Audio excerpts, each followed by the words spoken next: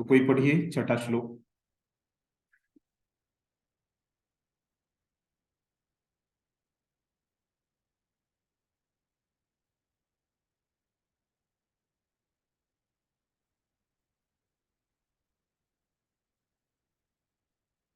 वैशाली माता जी पढ़िए।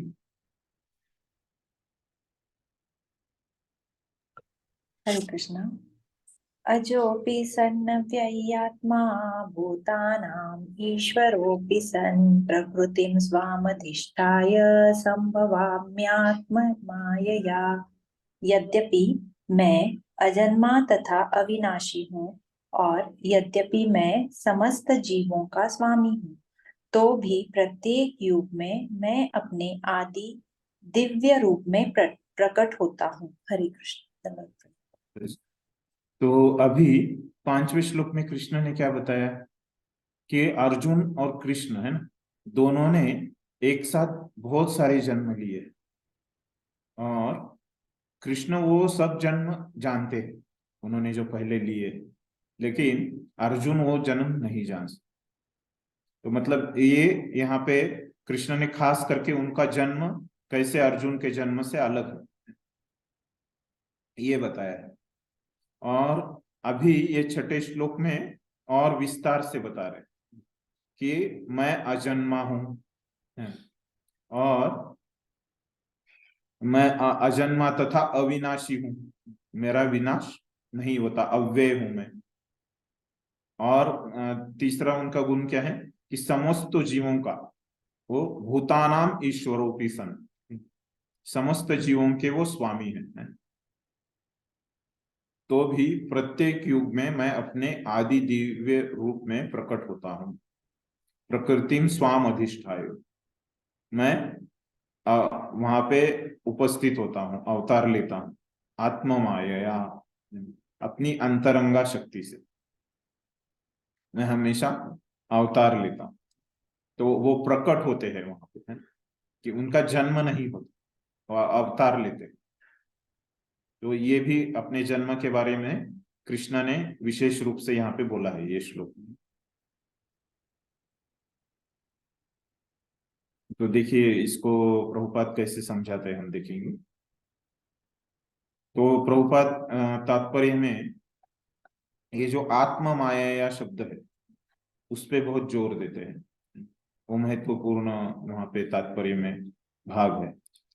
तो आत्म माया का मतलब प्रभुपाद समझाते हैं और आचार्यगण पे भी, आचार्यगणों ने भी इसी के ऊपर जोर दिया है कि आत्म माया का अर्थ समझाने के लिए। तो आत्म माया मतलब, क्योंकि दो प्रकार की माया होती है, कौन सी होती है दो प्रकार की माया? योग माया और महामाया। हाँ, योग माया और महामाया। तो ये जो पढ़ते हैं गीता उनको यहाँ पे कुछ शंका हो सकती है कि कौन सी माया है। तो यहाँ पे कृष्ण क्या बोलना चाहते हैं कि मेरी अंतरंगा शक्ति से, मेरी योग माया से मैं प्रकट होता हूँ, है ना। ये समझना बहुत आवश्यक है। और फिर उसके बारे में प्रभुपाद बहुत सारी चीजें बताते हैं। वो बताते हैं कि भगवान का शरीर, है ना, बुद्धि, है ना, ये कभी भी कम नहीं होता। कुछ भी भगवान का चीज, भगवान का शरीर बुद्धि, जैसे हमारा स्मरण शक्ति कम हो जाता है ना, जैसे हमारा उम्र बढ़ते जाता है और हम जिस तरीके से कार्य करते थे उस तरीके का कार्य हम नहीं कर पाते, लेकिन भगवान का वैसे नहीं रहे। तो आपने कभी भगवान का ये बुढ़ापे का तस्वीर देखा है? नहीं, क्योंकि भगवान कभी बूढ़े नहीं होते अपने मनुष्य की तरह, क्योंकि उनका उम्र कभी कम होता ही नहीं। जैसे हमने सुना है कि आध्यात्मिक जगत में वो कितने साल के रहते हैं हमेशा के लिए? 15 साल, 6 16। महीने, 3 16 दिन। साल। हाँ, लगभग वैसे 16 साल, 15-16 साल के रहते। तो हमेशा उतना ही उम्र रहता है। हमने कभी ऐसे भी नहीं देखा कि भगवान के बाल कभी सफेद हो गए हैं, ऐसे भी हमने कभी देखा नहीं। क्योंकि उनके जो इंद्रिय है उनके विनाश नहीं होता हमारी इंद्रियों की तरह, वही प्रभुपाद ने लिखा है। और क्या है कि भगवान कभी भी भौतिक प्रकृति उनको नियंत्रण नहीं कर सकती। अगर भगवान को भौतिक प्रकृति नियंत्रित करेगी तो क्या हो जाएगी? भौतिक प्रकृति भगवान हो जाएगी, है ना? भगवान से बढ़ के हो जाएगी। तो यहाँ पे क्या है? स्वमाया मतलब भगवान की अंतरंगा शक्ति। तो भगवान कैसे अवतरित होते हैं फिर अपने अंतर? तो उसके लिए प्रभुपाद यहाँ पे एक उपमा लिखते हैं तात्पर्य में। तो प्रभुपाद बोलते हैं कि भगवान का जो अवतरण है और जो तो क्या और चला जाना है, मतलब ये भौतिक जगत छोड़ना है ना, वहां आविर्भाव और तिरोभाव। तो भगवान का जो आविर्भाव और तिरोभाव होते रहता है, अपीयरेंस डिसअपीयरेंस है, वो कैसे है बोलते हैं प्रभुपाद कि वो सूरज के जैसा है। कि सूरज कैसे अपने आप उगता है ना, और अपने आप ढलता है। तो वैसे ही भगवान का आविर्भाव अपने आप होता है स्वमाया, है ना, अपनी अंतरंगा शक्ति से। और उनका जो तिरोभाव है ना, निर्वाण भी है ना, वो कैसे होता है? वो भी अपने आप स्वमाया।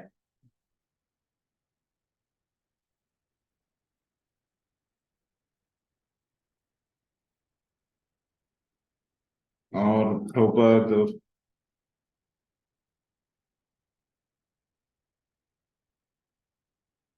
तो यहाँ पे बोला है कि भगवान क्या बोल रहे हैं कि मैं सब जीवों के स्वामी हूँ। तो प्रभुपाद इसके बारे में बोलते हैं कि हम ये समझ सकते हैं कि भगवान कैसे एक अद्भुत कार्य करते हैं। तो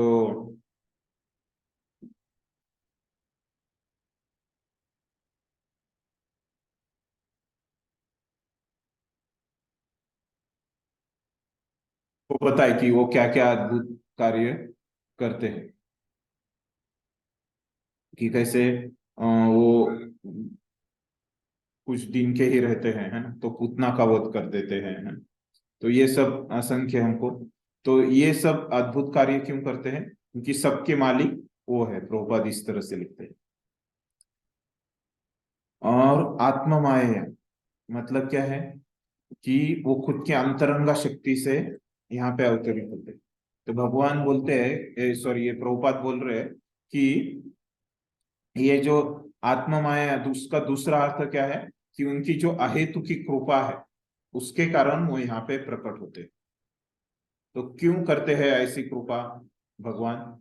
तो उसके संदर्भ में प्रभुपाद बता रहे हैं कि ताकि जीव क्या कर सके, उनकी जो लीलाएं हैं, उनका जो रूप है ना, यहाँ पे वो प्रकट हो जाएंगे तो क्या हो जाएगा? उनके रूप हमको पता चल जाएगा। तो कैसे वो मोर पंख लगाते हैं, है ना, उनके पास बांसुरी है। तो ये सब हमको पता चलेगा और हम क्या करेंगे? उसके ऊपर ध्यान कर सकते हैं।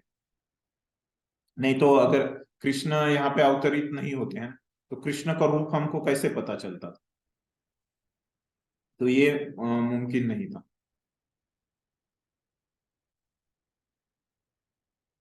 तो इसलिए कृष्ण यहाँ पे अवतरित होते हैं।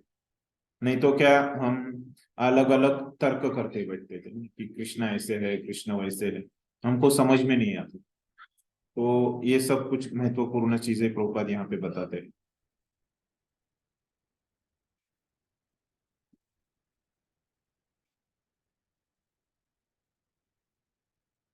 तो अंत में प्रभुपाद एक प्रश्न पूछते हैं।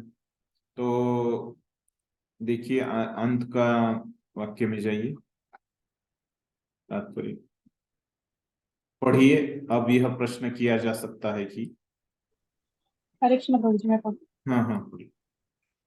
अब यह प्रश्न किया जा सकता है कि इस संसार में भगवान क्यों अभिभूत और तिरोभूत होते रहते हैं। अगले श्लोक में इसकी व्याख्या की गई है। हरे कृष्ण। धन्यवाद माता।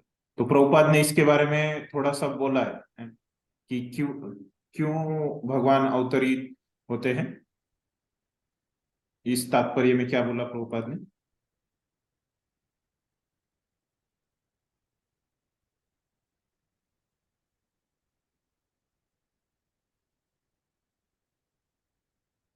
छठे श्लोक के तात्पर्य में हमने चर्चा किया अभी। इसमें प्रभुपाद जी बताते हैं कि हम्म, भगवान सबसे वयोवृद्ध पुरुष है, और कभी भी वो अपना शरीर, उनका शरीर हमेशा, उनका शरीर और उनकी बुद्धि हमेशा उनको मतलब याद रहता है, और उनका शरीर हमेशा सच्चिदानंद वही शरीर रहता है, चाहे वो कभी भी जन्म ले। नहीं, इसके संदर्भ में ये जो आखिरी वाक्य है ना, तात्पर्य बराबर है आपने जो बोला हो, लेकिन भगवान इस संसार में क्यों आविर्भूत और तिरोभूत होते रहते हैं? भक्तों पर अधिक कृपा हम्म, करते हैं, अपने गुण रूप लीलाओं का प्रदर्शन करते हैं, जिससे कि हम हम्म, उनका ध्यान कर सके और उनको अच्छे से हाँ, समझ सके। हम्म, तो एक कारण प्रभुपाद ने यहाँ पे दिया है कि वृद्ध जीवों की कृपा के कारण है कृष्ण आविर्भूत होते हैं यहाँ पे, है। तो हाँ, अभी कृष्णा खुद बता रहे हैं ना कि वो क्यों आविर्भूत होते हैं, वो सुनेंगे हम 7वें श्लोक में। पढ़िए कोई 7वां श्लोक। मैं पढ़ूँ मैं तो? पढ़ी थी मुझे। हाँ पढ़िए, रोज पढ़िए। यदा यदा हि धर्मस्य ग्लानिर्भवति भारत, अभ्युत्थानमधर्मस्य तदात्मानं सृजाम्यहम्। हे भरतवंशी, जब भी और जहाँ भी धर्म का पतन होता है और अधर्म की प्रधानता होने लगती है, तब तब मैं अवतार लेता हूँ। धन्यवाद प्रभु। तो कृष्ण। अभी कृष्ण ये श्लोक में उसका उत्तर दे रहे हैं कि वो क्यों अवतरित होते हैं। तो क्या बोला उसके बारे में उन्होंने, जब भी और जहां भी, तो जहां भी मतलब इसके बारे में बोला जाता है कि कहीं पे भी, है ना, पूरी दुनिया में, ऐसे नहीं कि भारत में ही, है ना? तो भगवान के अधिकतर अवतार कहाँ हो गए, भारत, है ना? तो ऐसे लोगों को लग सकता है ना, कि भगवान सिर्फ भारत में ही अवतार लेते हैं। तो कभी भी अवतार ले सकते हैं ना, रात को 12 बजे भी लिया उन्होंने अवतार, है, जब भी, है ना?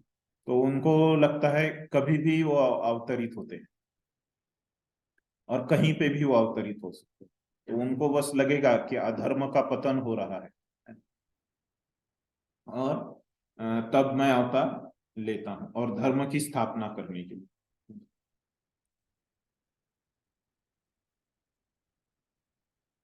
तो हम पहले प्रभुपाद के पॉइंट देखते हैं। तो पहले प्रभुपाद बताते हैं विस्तार से कि भगवान कैसे अवतरित होते हैं। तो इसका उत्तर तो भगवान ने खुद दिया, कैसे अवतरित होते हैं भगवान, पिछले श्लोक में बताया भगवान। अपनी अंतरंगा शक्ति द्वारा, योग माया। अपने अंतरंगा शक्ति से, बराबर, धन्यवाद। तो तो यहाँ पे प्रभुपाद बोलते हैं तात्पर्य में, तो भगवान कैसे अपनी अंतरंगा शक्ति से वो अवतरित होते हैं वहां पे। तो ये हमको कौन से शब्द से समझ रहा है, तो सृजामी शब्द से समझ रहा है। तो सृजामी मतलब क्या है, इसका अगर वास्तविक में अगर इसका शब्दकोश में, डिक्शनरी में अगर आप देखते हैं, तो उसका अर्थ क्या है कि सृजन करना, सृजामी मतलब है, मतलब सृष्टि करना, ऐसे अर्थ होते। लेकिन अगर वो अर्थ यहाँ पे लेंगे तो क्या हो जाएगा, तो भगवान की सृष्टि हो रही है ऐसे हो जाएगा, तो वो अर्थ यहाँ पे नहीं है ना? तो उसका अर्थ क्या है कि भगवान वहां पे प्रकट हो जाते हैं। तो कैसे प्रकट हो जाए, क्यों प्रकट हो जाते हैं, उनकी स्वेच्छा से, उनकी अंतरंगा शक्ति से भगवान वहां पे प्रकट हो जाते हैं। तो ये हमने छठे श्लोक में भी देखा कि कैसे भगवान अपनी अंतरंगा शक्ति से प्रकट होते हैं। तो इसलिए यहाँ पे जो शब्द है सृजामी, है ना, तो उसका अगर आप शब्दार्थ में अर्थ देखोगे तो क्या है, प्रकट करता हूं, है ना, मतलब प्रकट होना, ये अर्थ है, ना कि सृष्टि करना, है। तो सृष्टि करना भी एक सृजामी का अर्थ है, लेकिन वो यहाँ पे नहीं आएगा, ये प्रकट, क्योंकि भगवान प्रकट होते हैं। उसके बाद है कि तो कब भगवान प्रकट होते हैं, तो साधारणता भगवान का जो प्राकट्य है, तो अभी इस बार कब हो गया वो प्रभुपाद लिखते हैं, द्वापर युग में 28वें चतुर्युग में, है ना। तो जब सातवें मनु का ये सातवें मनु के 28वें चतुर्युग में भगवान प्रकट हो गए, तो ब्रह्मा के एक दिन में, तो प्रभुपाद वो लिखते। लेकिन ऐसे कुछ है क्या कि भगवान को इसी समय प्रकट होना है? नहीं, वो प्रभुपाद बताते हैं वहां पे कि भगवान किसी भी समय प्रकट हो सकते हैं, क्योंकि वो अपने स्वेच्छा से प्रकट होते हैं। वो उनको प्रकट होने के लिए कोई नियम नहीं। तो फिर उसके बाद प्रभुपाद बोलते हैं कि ये भगवान प्रकट होते हैं तो उसका उद्देश्य क्या रहता है। तो पहला तो कृष्ण ने जो बताया श्लोक में है कि वो धर्म की स्थापना करने के लिए प्रकट होते हैं। तो अभी धर्म तो कितने बार टूटते रहता है ना? तो अभी हम देखते हैं ना कि लोग किसी का खून कर देते हैं, है ना, और कोई किसी के यहाँ पे चोरी कर देता है ना? कोई किसी को मारता है, कोई लूटता है किसी को, है ना। तो कितनी बार तो ये धर्म के विरुद्ध आचरण होता है। तो उसके बारे में आचार्यगण बोलते हैं, है ना, कि इतने बार अगर धर्म टूटता है तो कृष्ण इतने बार आना चाहिए, है ना? तो आचार्य बोलते हैं उसके बारे में कि अगर वो धर्म टूटता है लेकिन कृष्णा के जो प्रतिनिधि है ना, वो उसको ठीक कर सकते हैं। वो जो अधर्म वहां पे आ गया उसको ठीक कर सकते हैं। लेकिन कृष्णा आते हैं, है ना, जिस जैसे कोई बड़ा अधर्म, बहुत ज्यादा मात्रा में अधर्म है ना, तभी कृष्णा स्वयं आते हैं। तो ऐसे बोलते हैं, तो कुछ बड़ा कार्य करना है तो ही कृष्णा स्वयं आते, नहीं तो अपने उनके जो प्रतिनिधि रहते हैं उनको बोलते हैं तुम देख लो। और फिर ये धर्म के नियम क्या है, तो ये धर्मों के नियम वेदों में बताए गए हैं, है ना, भगवत गीता में बताए गए हैं, भागवतम में बताए गए हैं। इस प्रकार से प्रभुपाद बोलते हैं। और ये धर्म के नियम क्या है, तो ये भगवान के आदेश है। तो ये कहाँ पे बोला गया है, तो उसके संदर्भ में भागवतम का एक श्लोक लेते हैं प्रभुपाद, धर्मंतु साक्षात भगवत प्रणीत। तो ये श्लोक में ये धर्म के बारे में बताया, धर्म क्या है, और वो सबसे सर्वोच्च धर्म क्या है, सबसे महान धर्म क्या है, तो जो कृष्ण भगवत गीता में बोलते हैं, है ना, सर्वधर्मान परित्यज्य मामेकम शरणम व्रज। तो कृष्ण को शरण जाना यही ही सर्वोच्च धर्म, इस प्रकार से प्रभुपाद बोलते हैं। तो फिर अभी ये अवतार शब्द क्या है ना? कृष्ण बोलते हैं मैं अवतरित होता हूँ, है ना? तो अवतार क्या रहता है एग्जैक्टली, वो समझाने के लिए प्रभुपाद कुछ लिखते हैं। तो अभी ये जो अवतार रहता है ना, तो ये जब होता है पृथ्वी पे तो उसके पीछे एक उद्देश्य रहता है, हर अवतार का एक उद्देश्य रहता है। इस प्रकार से प्रभुपाद लिखते हैं और उसके लिए उदाहरण देते हैं। जो बुद्ध का अवतार हो गया, तो ये बुद्ध का अवतार क्यों हो गया था, तो प्रभुपाद बोलते हैं कि हिंसा बहुत बढ़ गई थी, तो अहिंसा का प्रचार करना ये उनका एक महत्वपूर्ण उद्देश्य ये था बौद्ध अवतार का, है ना, कि अहिंसा का प्रचार करें। ये जो हिंसा बहुत बड़ी है इस धरती पे, तो उसको नियंत्रित करने के लिए ये बौद्ध ने आके अहिंसा का प्रचार। तो फिर अभी ये ऐसे अभी कोई भी बोलेगा कि मेरा अवतार है ना, मेरा अवतार हो गया और उसका उद्देश्य है कि लोगों को अन्नदान करना है, लोगों को खाने को नहीं मिल रहा है ना, और मैं अन्नदान करूंगा, मैं भी भगवान का अवतार हूं, ऐसे कोई बोल सकता है। तो वैसे नहीं है ना? तो तो ये जो अवतार है उसके बारे में शास्त्रों में बताए हुआ होना चाहिए, तो ये लिखते। तो जो भी अवतार रहता है उसको शास्त्रों में उल्लेख रहता है ना, तो उसी से हमको उसको स्वीकार करना है वो अवतार है या नहीं। फिर वो अवतार कहाँ पे होता है, तो कहीं पे भी हो सकता है ना। जैसे कृष्ण ने बोला कहीं पे भी मैं अवतार लेता हूँ, भारत के बाहर भी हो सकता है। और फिर जो अवतार होता है वो क्या करता है, कभी कभी लोगों को उपदेश भी देता है वहां पे जो रहते हैं। तो फिर वो उपदेश कैसे दिए जाते हैं, जैसे गौतम बुद्ध ने भी उपदेश दिए बौद्ध अवतार ने। तो वहां पे, सॉरी, ये बौद्ध अवतार और वो दोनों अलग है, मैं गलती से गौतम बुद्ध बोल दिया। तो ये बौद्ध अवतार ने जो उपदेश दिए है ना, तो वो क्या थे मुख्यत्वे, तो अहिंसा के ऊपर, है ना। तो वैसे क्यों थे, क्योंकि वहां पे लोगों के लिए उस समय के लिए वो आवश्यक था। तो ये जो अवतार रहता है वो कैसे, वो लोगों के लिए क्या आवश्यकता है ना? जैसे प्रभुपाद वहां पे एक उदाहरण देते हैं, है ना, कि जैसे वहां पे गणित सिखाया जाता है ना, जो पहली से लेके 10वीं तक, है ना, गणित विषय रहता है ना, सब विद्यार्थियों को। लेकिन उनके गणित में कैसे अलग अलग स्तर रहते हैं, है ना। तो वैसे ये अलग अलग अवतार जो रहते हैं, वहां पे जो विद्यार्थियों का स्तर है उसके हिसाब से गणित सिखाया जाता है।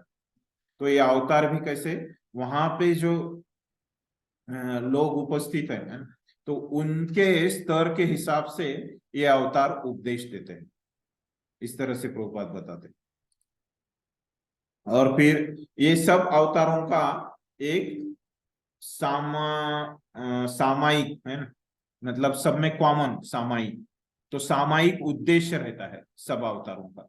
तो क्या रहता है सब अवतारों का सामायिक उद्देश्य, तो सब जनता को, है ना, सब जनता को क्या बनाना है, कृष्ण भावना भावित बनाना है ना, भगवान के भावना सब जनता को देनी है।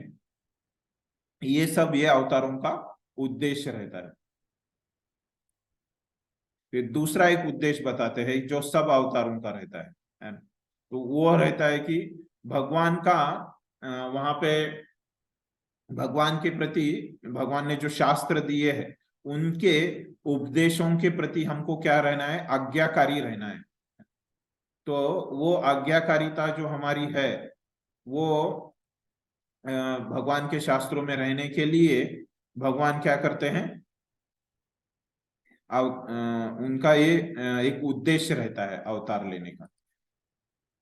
और फिर अंत में प्रभुपाद बोलते हैं कि ये भगवत गीता जो है वो सबके लिए है, उनकी करुणा है, लेकिन खास करके ये जो जीवन में कुछ करते हैं, है ना, महापुरुषों के लिए, है ना, तो उनके लिए खास करके है ना, सब लोग इसका फायदा ले सकते हैं, है ना, लेकिन कम से कम ये महापुरुषों ने तो लेना चाहिए, है ना। तो इसके पीछे क्या उद्देश्य है प्रभुपाद का ऐसे बोलने के, तो मतलब ये जो कम से कम ये नेता लोग जो रहते हैं, है ना, उन्होंने कम से कम सुनना चाहिए, है ना। तो वो सुनेंगे तो क्या हो जाएगा, वो अपने आप अपनी प्रजा को बताएंगे। जैसे राजा लोग अगर इसके बारे में सुनते हैं तो अपने आप वो अपनी प्रजा को बताएंगे। तो और प्रजा सुनती है तो बस उनको अकेले को फायदा होगा, है। तो ऐसे नहीं कि बस सिर्फ उनके लिए है, सबके लिए है, लेकिन विशेष करके प्रभुपाद अंतिम पैराग्राफ में जो बोल रहे हैं, तो कम से कम ये नेता लोगों ने तो जरूर लेना चाहिए, जो लीडर्स है। तो जैसे हम अभी इसको और समझ सकते हैं, है ना, तो ये कृष्ण भावना तो पूरे परिवार के लिए, सभी सदस्यों के लिए है। लेकिन अगर परिवार का जो मुख्य है ना, तो वो कम से कम कृष्ण भावना भावित होते हैं, तो क्या होता है, पूरे परिवार को फायदा होता है। तो उस तरह से ये लीडर लोग जब इस कृष्ण भावना भगवत गीता पढ़ेंगे और कृष्ण भावना का स्वीकार करेंगे तो क्या हो जाएगा, बहुत आसानी से सब लोगों तक ये कृष्ण भावना पहुंच जाएगी।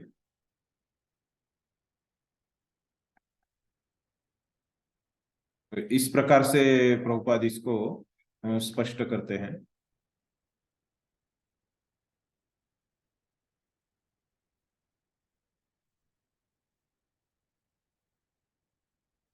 तो यहाँ पे हमको पता चला कि भगवान कब अवतरित होते हैं, है ना, और क्यों अवतरित होते हैं।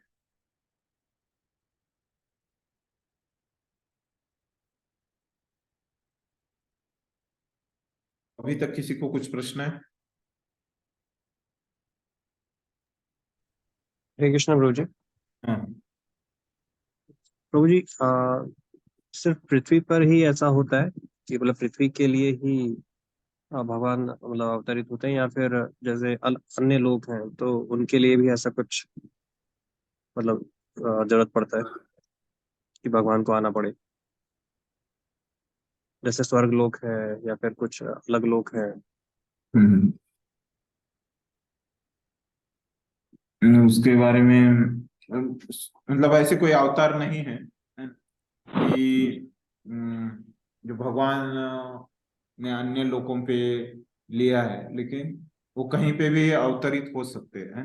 ये तत्व है, मतलब यहाँ पे उल्लेख मैंने तो सुना नहीं कभी, लेकिन पूछना पड़ेगा उसमें एग्जैक्टली exactly, पता नहीं है उसके बारे में, अन्य लोगों के बारे में कहीं कहा नहीं है।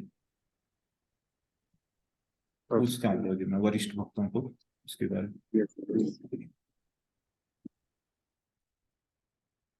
और किसी को कुछ पूछना है?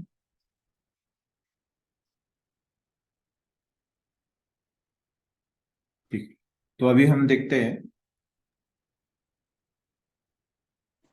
कि अभी हमने देखा कि कृष्ण क्यों अवतरित होते हैं।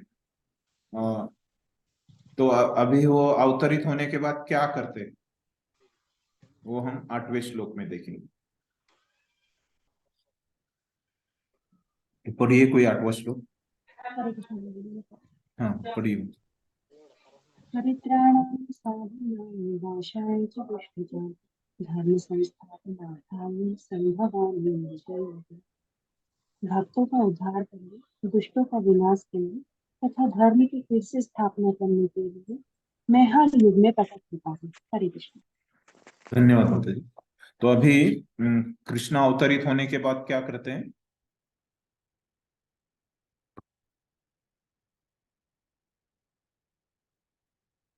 उसके बारे दुष्ट में। हाँ भक्तों का उद्धार। ठीक। तो वो क्या है, भक्तों का उद्धार करते हैं, फिर दुष्टों का विनाश करते हैं, ये दूसरा कार्य। फिर तीसरा कार्य क्या है, धर्म की फिर से स्थापना करने के लिए वो हर युग में प्रकट होते हैं, जिनको युगावतार कहते हैं, जो हर युग में प्रकट होते हैं। तो प्रभुपाद कैसे समझाते हैं तात्पर्य हम देखेंगे। तो पहले प्रभुपाद लिखते हैं साधु की व्याख्या। तो क्यों लिखते हैं प्रभुपाद साधु की व्याख्या? क्योंकि कृष्ण ने वहां पे बोला है श्लोक में, है कि भगवान प्रकट परित्राणाय साधु नाम, साधुओं की रक्षा करने के लिए भगवान प्रकट होते हैं। तो हमको पता होना चाहिए कि कौन साधु है ना? तो इसलिए प्रभुपाद पहले बता रहे कि किसको साधु बोलने का। तो प्रभुपाद वहां पे बहुत अच्छा व्याख्या करते हैं साधु साधु का, है ना? उसके संदर्भ में प्रभुपाद बोलते हैं कि साधु मतलब क्या होता है, बाहर से वो कैसे लग सकता है, अधार्मिक लगने वाले व्यक्ति में ये वो अधार्मिक लग सकता है बाहर से, आप देखोगे तो, लेकिन वो क्या रहता है, अंदर से वो पूरा कृष्ण चेतना में डूबा रहता है। तो ऐसे नहीं कि बाहर से अधर्मिक ही रह सकता है, मतलब बाहर से उसको नहीं समझ सकते हैं, है ना। तो कहने की बात ये है। तो कैसे साधु को हम समझ सकते हैं, तो उसकी चेतना से ही उसको उनको समझ सकते हैं, उनकी चेतना कहाँ पे है, ये साधु की व्याख्या लगती है। तो फिर हमको पता होना चाहिए कि साधु कौन नहीं है, तो उसके बारे में भी प्रभुपाद लिखते हैं। वो साधु के विरुद्ध शब्द लिखते हैं प्रभुपाद, दुष्कृति, है ना, दुष्कृतम।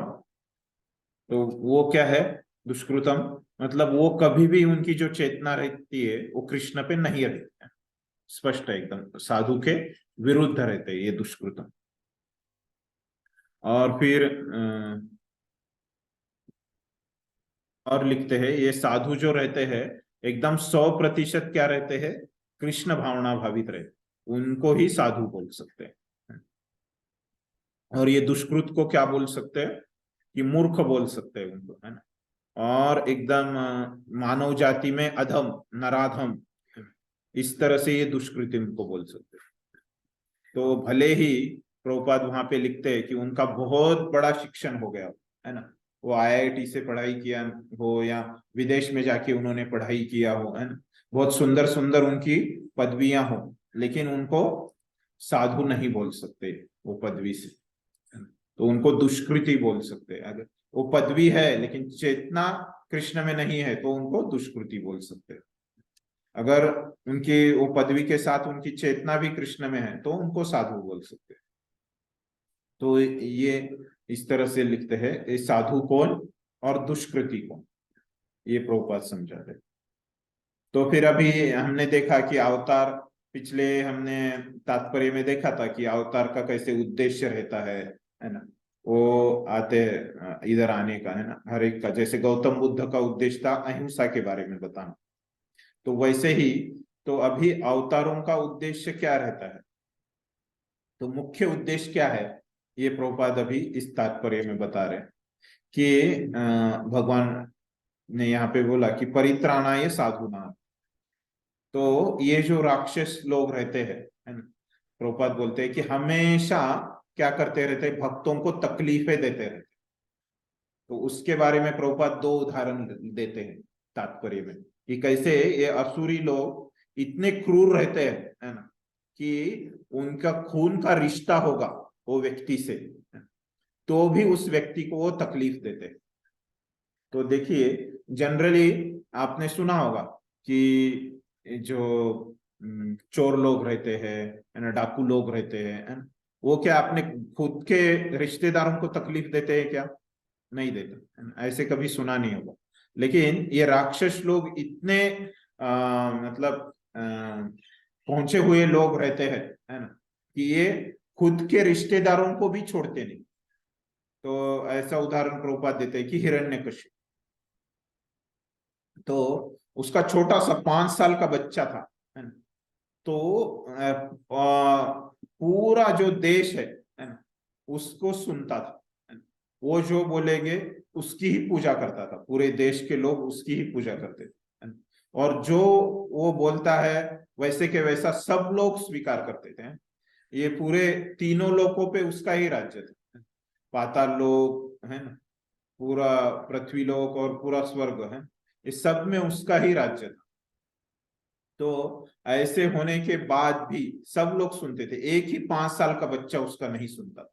फिर भी वो क्या करा, उसको वो भी उसको सहन नहीं हुआ, और वो बच्चा क्या था, उसका खुद का ही था, फिर भी उसको सहन नहीं हुआ।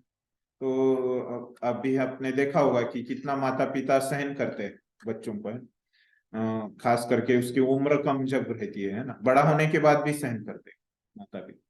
लेकिन ये हिरण्यकशिपु को बिल्कुल सहन नहीं,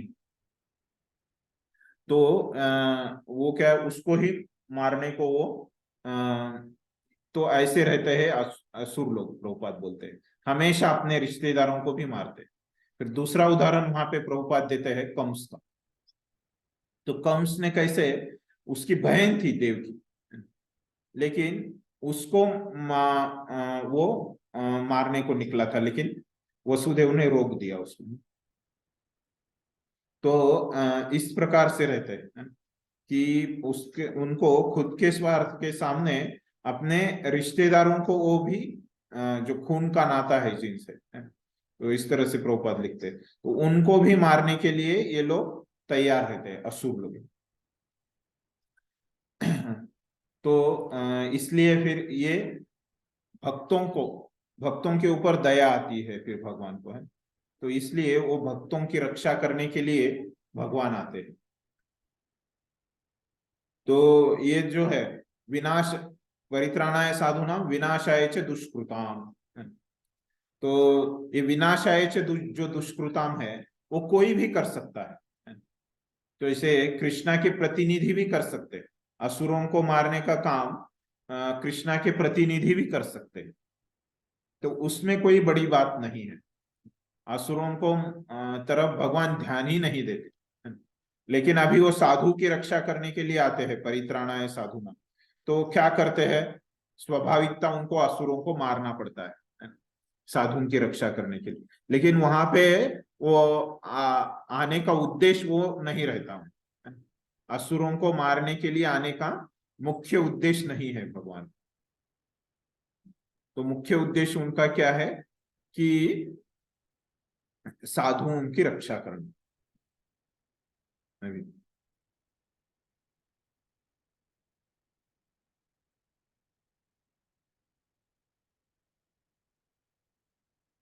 तो इस प्रकार से लिखते हैं। तो मुख्य उद्देश्य क्या है ये दोनों में, कि साधुओं की रक्षा करना।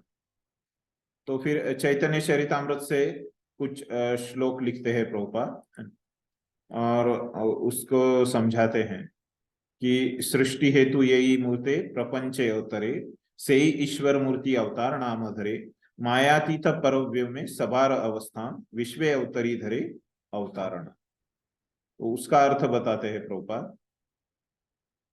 तो अवतार के बारे में और विशेषतः बताने की, तो मतलब अवतार क्या होता है, वो भगवत धाम से, आध्यात्मिक लोक से इस भौतिक जगत में जो आता है ना, उसको अवतार बोलते हैं। तो ऐसे नहीं कि भौतिक जगत से उधर जाता है आध्यात्मिक जगत में, ऐसे नहीं। तो कहाँ से आता है, आध्यात्मिक जगत से भौतिक जगत में आता है अवतार। तो ये पहला उसका अर्थ है, पहला मुद्दा है अर्थ में। और क्या रहता है, वो ऐसे एक रूप रहता है भगवान का, तो यहाँ पे अवतरित होता है, भगवान का ही रूप रहता है ना, भगवान से अभिन्न रहता है ना? उसको अवतार बोलते हैं। ये दूसरा उसका वैशिष्ट्य है। पहला वैशिष्ट्य क्या है कि वो आध्यात्मिक जगत से भौतिक जगत में आता है। दूसरा है कि वो भगवान से अभिन्न रहता है, भगवान। और फिर ये अवतार का तीसरा जो गुण इसमें बताया गया है चैतन्य चरितामृत में, तो जब वो वहां से आध्यात्मिक लोक से यहाँ पे आते हैं, तो उनको कहाँ जाता है, अवतार, है ना, पहले जैसा ही है ये मुद्दा लगभग। तो ये तीन गुण है ना।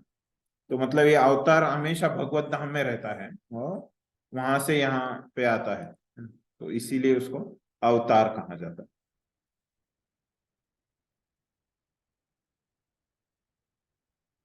तो फिर से प्रभुपाद बोलते हैं, फिर कृष्ण क्यों आते हैं, है ना? ये तो अवतार आते हैं, फिर कृष्ण खुद क्यों आते हैं, है ना? तो पहले क्या बोला कृष्ण ने, कि अवतार आते हैं उसका उद्देश्य क्या रहता है ना? तो क्या रहता है जब अवतार आते हैं, उसका मुख्य उद्देश्य क्या बोला प्रभुपाद ने पहले, साधुओं की रक्षा करना। और गौण उद्देश्य क्या है, असुरों को मारना। हाँ ये क्लियर है ना। तो अभी प्रभुपाद बताते हैं, कृष्णा आते हैं यहाँ पे, है ना, उसका मुख्य उद्देश्य क्या रहता है ना? अवतार तो आते रहते हैं, है ना, लेकिन कृष्णा खुद क्यों आते हैं, तो उसका उद्देश्य प्रभुपाद बताते हैं आगे, ये चैतन्य चरितामृत का श्लोक होने के बाद। तो प्रभुपाद वहां पे लिखते हैं, ये बहुत सारे प्रकार के अवतार रहते हैं, तो 6 प्रकार के मुख्यत्वे अवतार रहते हैं। तो कौन से 6 प्रकार के अवतार है, तो पुरुष अवतार, तो गुणावतार, लीला अवतार, शक्त्यावेश अवतार, मनवंतर अवतार और युगा अवतार। तो तो वो क्या रहते हैं ये अवतारों के बारे में थोड़ा सा बताता हूँ। तो ये पुरुष अवतार मतलब क्या है, ये 3 विष्णु जो रहते हैं, गर्भोदक्षाय विष्णु, क्षीरोदक्षाय विष्णु और महाविष्णु। महाविष्णु, गर्भोदक्षाय विष्णु, क्षीरोदक्षाय विष्णु। तो ये 3 विष्णु को क्या बोला जाता है, पुरुष अवतार। फिर गुणावतार, गुणावतार में इनको बोला जाता है जो ब्रह्मा विष्णु महेश। फिर लीला अवतार, जो अनेक अनेक भगवान की लीलाएं हैं, तो उसमें दशावतार ये जो है, ये लीला अवतारों में आते हैं। फिर शक्त्यावेश अवतार, जैसे नारद मुनि है, व्यासदेव है, तो पृथु महाराज है। तो ये सब क्या रहता है, जीव तत्व में विशेष शक्ति आ जाती है भगवान। फिर मनवंतर अवतार, तो मनवंतर अवतार मतलब हर एक जो मनु का मनु आते हैं, जो 14 मनु हैं, तो उनके मनवंतर में एक अवतार होता है, उसको मनवंतर अवतार। और युगावतार, तो युगावतार में क्या रहता है कि जैसे अभी एक है कलयुग, तो उसमें एक अवतार आएगा, द्वापर युग, त्रेता युग, उसमें एक अवतार आएगा। ऐसे हर एक युग में एक अवतार रहता है। तो ये सब जो रहता है ना, तो उनका उनका एक क्या रहता है, शेड्यूल रहता है, उसके हिसाब से ये आते हैं। लेकिन कृष्णा के लिए कुछ शेड्यूल नहीं रहता, तो कृष्णा अपनी स्वेच्छा से है। तो फिर क्यों आते हैं, प्रभुपाद उसके बारे में बताते हैं कि कैसे ये जो कृष्णा के भक्त रहते हैं, उनका दुख दूर करने के लिए कृष्णा यहाँ पे आते हैं। तो क्यों वो भक्त, तो भक्ति करने से तो आनंदी रहना चाहिए ना, वो क्यों दुखी रहते हैं? तो भक्तों को क्या रहता है, उनकी चिंता ये रहती है कि उनको ये वृंदावन की लीला का स्मरण करने रहता है। और जब भगवान जब तक नहीं आएंगे और वृंदावन में के लीला के बारे में वो श्रवण नहीं करेंगे या लीलाएंगे देखेंगे नहीं, तो क्या रहता है, उनको बहुत दुख होता है। भगवान की लीलाएं वो देखेंगे नहीं या उसके बारे में श्रवण नहीं करेंगे, तो भक्तों को बहुत दुख होते रहता है। तो ये दुख को बचाने के लिए, ये दुख से भक्तों को निकालने के लिए, है ना, और उनको खुश करने के लिए भगवान कृष्ण खुद आते हैं। इस तरह से प्रभुपाद लिखते हैं। फिर उसके बाद लिखते हैं प्रभुपाद, इस युग में अवतार कौन है, फिर युगावतार कौन है इस युग में? तो कौन है इस युग का अवतार, फिर युगावतार कौन है? चैतन्य महाप्रभु। चैतन्य महाप्रभु है। तो प्रभुपाद उनके बारे में लिखते हैं कि भगवान प्रत्येक युग में अवतरित होते रहते हैं। इससे सूचित होता है कि वे कलयुग में भी अवतार लेते हैं। प्रत्येक युग में आते हैं मतलब इस कलयुग में भी आते हैं।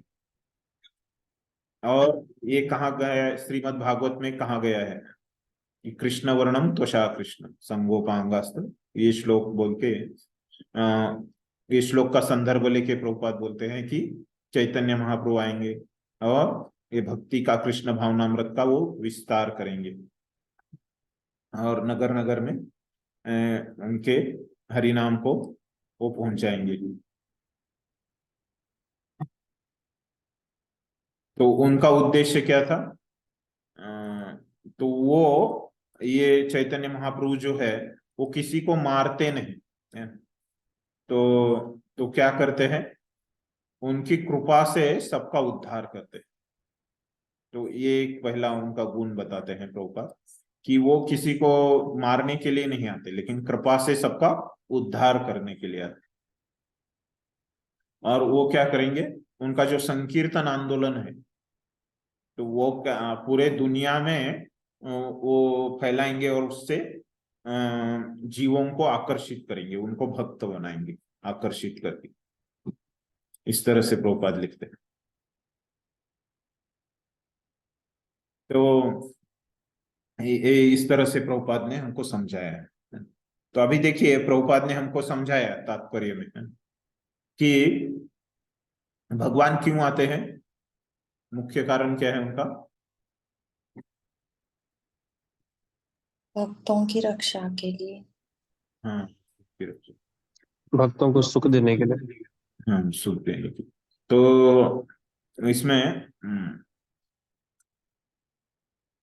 जैसे भक्तों को सुख देने के लिए, है ना, तो प्रभुपाद ने उसको बताया। तो आचार्यगण बोलते हैं कि प्रभुपाद ने दोनों भी बताया है कि कैसे अवतार, जो भी अवतार लेता है उसका उद्देश्य क्या है कि पहला उद्देश्य है कि भक्तों की रक्षा करने के लिए। और फिर किसी को लग सकता है कि भक्त तो 3 गुणों से ऊपर रहते हैं ना, उनको रक्षा करने की क्या जरूरत है।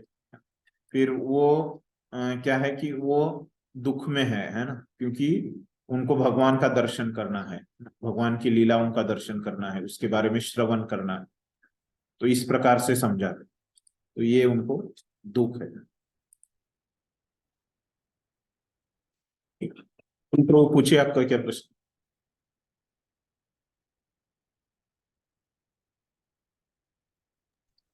हरे कृष्ण प्रभु जी, वो लीलावतार कौन से होंगे फिर? भगवान कृष्ण ही लीलावतार है क्या? क्योंकि वो लीलाएं करते हैं तो। नहीं, लीला अवतार भगवान के अनेक अनेक, जैसे उसमें खास करके 10 अवतार जो आते हैं, है ना? तो हाँ, राम भगवान भी उसी में आते हैं। राम आते हैं, कृष्ण आते हैं, है ना? और जो 10 अवतार में कूर्म है, मत्स्य है, वराह है, जो भी 10 अवतार रहते हैं, ये लीला करने के लिए प्रभु आते हैं। जी, परशुराम भी तो आते, पर वो शक्त्यावेश समझे जाते हैं ना।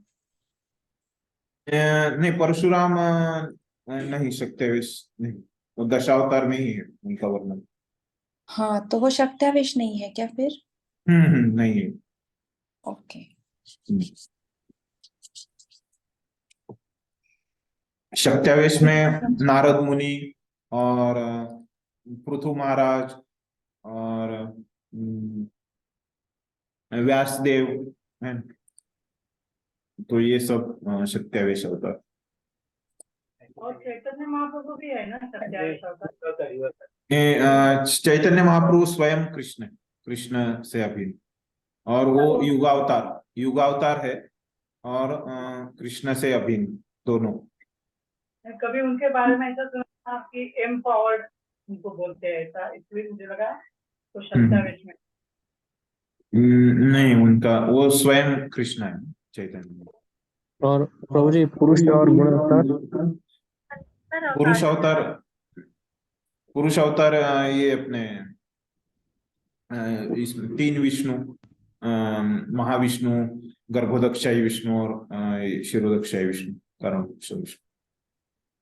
और गुण अवतार में अवतार में ये जो Vishnu, Brahma, Shiva. Okay okay okay, yes, okay, thank you. Kanhaiya Keshav Prabhu, आपका क्या प्रश्न। हरे कृष्ण प्रभु जी, दंडवत प्रणाम। हाँ। अभी श्लोक में ने जैसे बताया है, परित्राणाय साधूनां विनाशाय च दुष्कृतम, ये दुष्कृतम का विनाश करते हो, लेकिन हम आध्यात्मिक स्तर पे तो देखते हैं कि जैसे हिरण्यकशिपु का विनाश हो गया, लेकिन उनको तो मुक्ति मिल गई, उनका तो उद्धार हो गया। तो फिर हम, या ये श्लोक में भौतिक स्तर का वर्णन किया है और आध्यात्मिक स्तर कुछ और रहता है? वो विनाश करते हैं यहाँ पे भौतिक जगत से, लेकिन एक है कि वो भगवान से हाथ से कोई मरता है ना, तो उसको मुक्ति प्राप्त होती है। क्योंकि वो भगवान उनको कृपा करते हैं उनके ऊपर, इस सभी भगवान के अंश है ना? तो भगवान, वो है शास्त्रों में नियम कि भगवान के हाथ से कोई मरता है तो उसको मुक्ति प्राप्त होती है।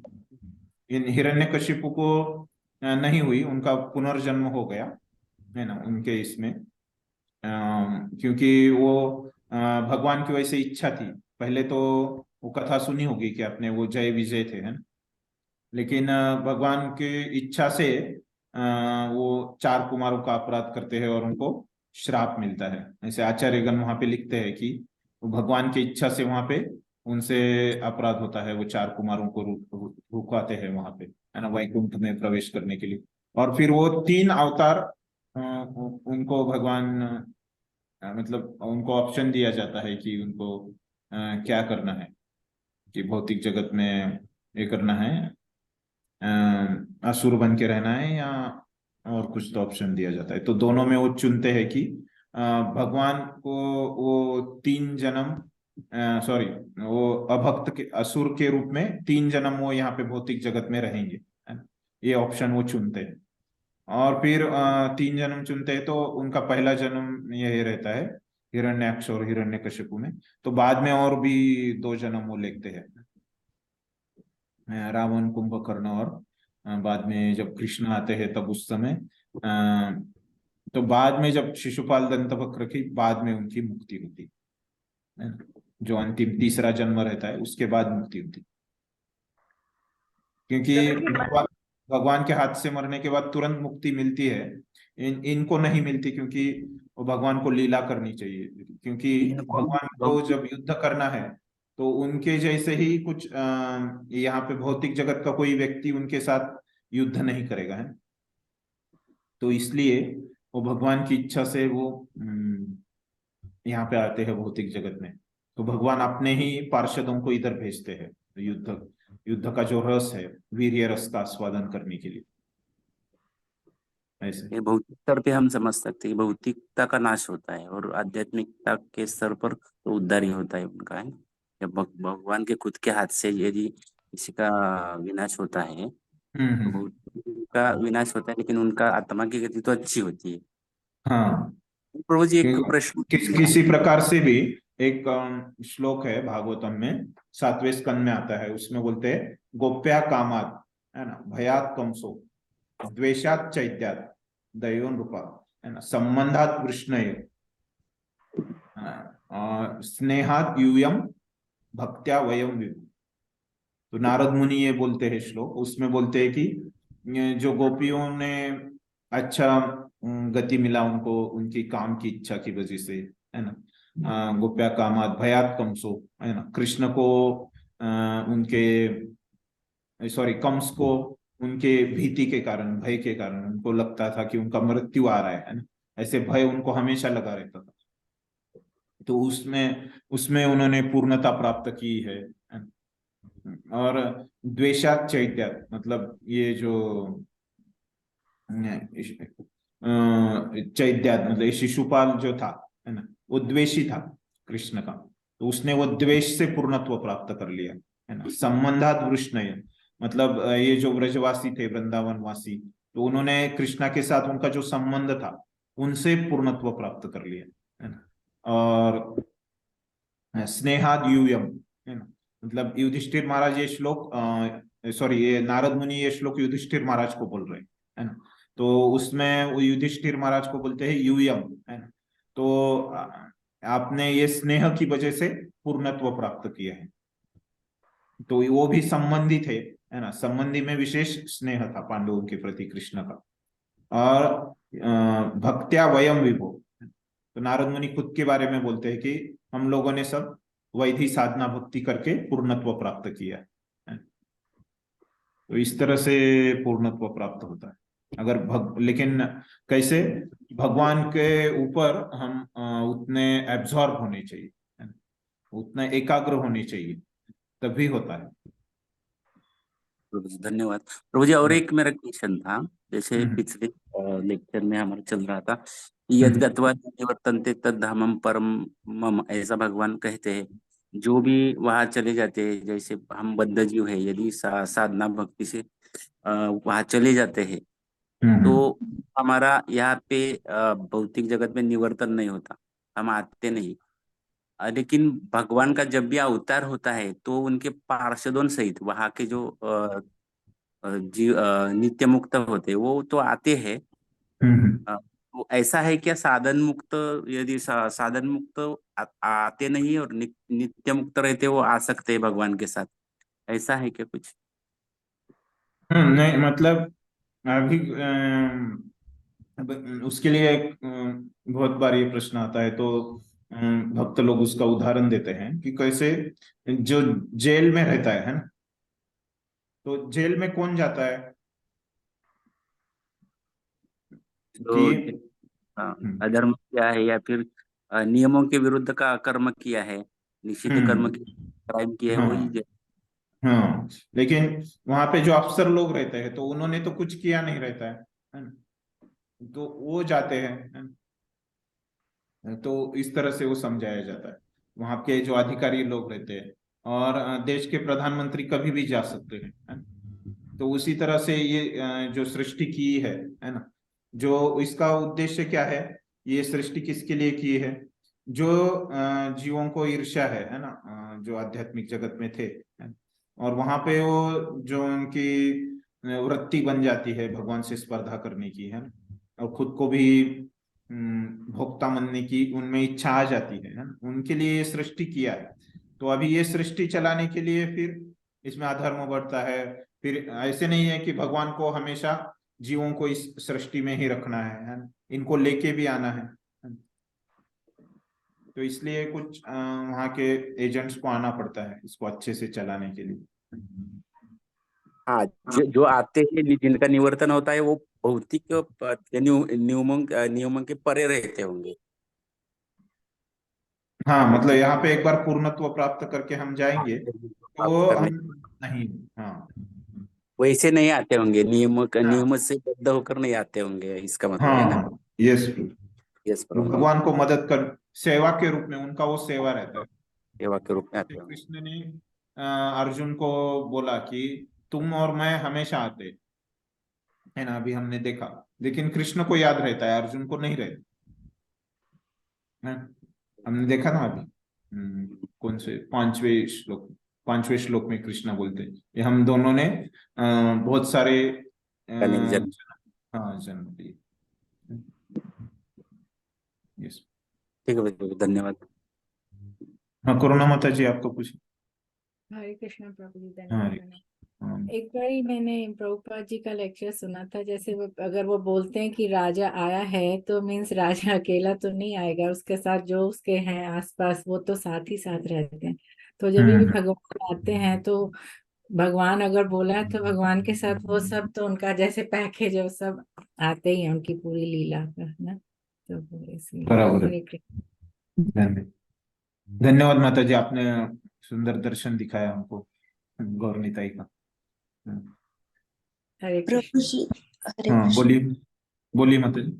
वो गोप कुमार का जो स्टोरी आता है प्रभु जी, फिर गोप कुमार जो है वो तो नित्य ही है ना, वो फिर ऐसे क्यों आ जाते हैं वो तो?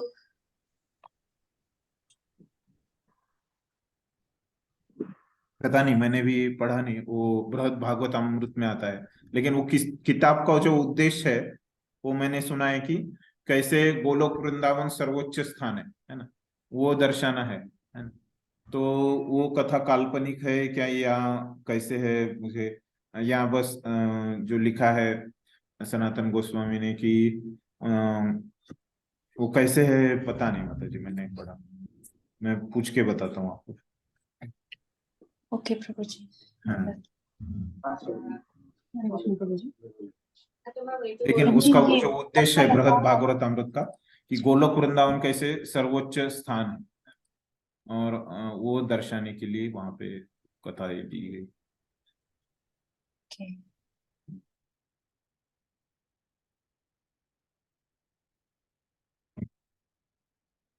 और किसी को कुछ प्रश्न है? समझ गया सबको? हरे कृष्ण प्रभु जी। हम्म। ये मनवंतर अवतार में किसका नाम है जी, क्या है ये जानना था मुझे। मनवंतर अवतार में अ, एक मिनट, हाँ आपको बताता हूँ, मुझे याद नहीं, मैं देख के बताता हूँ, मेरे पास है लिखा हुआ।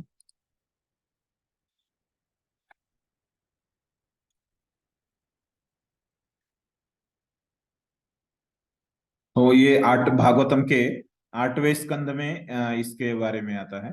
8वें स्कंद में पूरे जो मनवंतर अवतार है, वो सब दिए हुए हैं। अ, एक मिनट में उसमें देख के बता।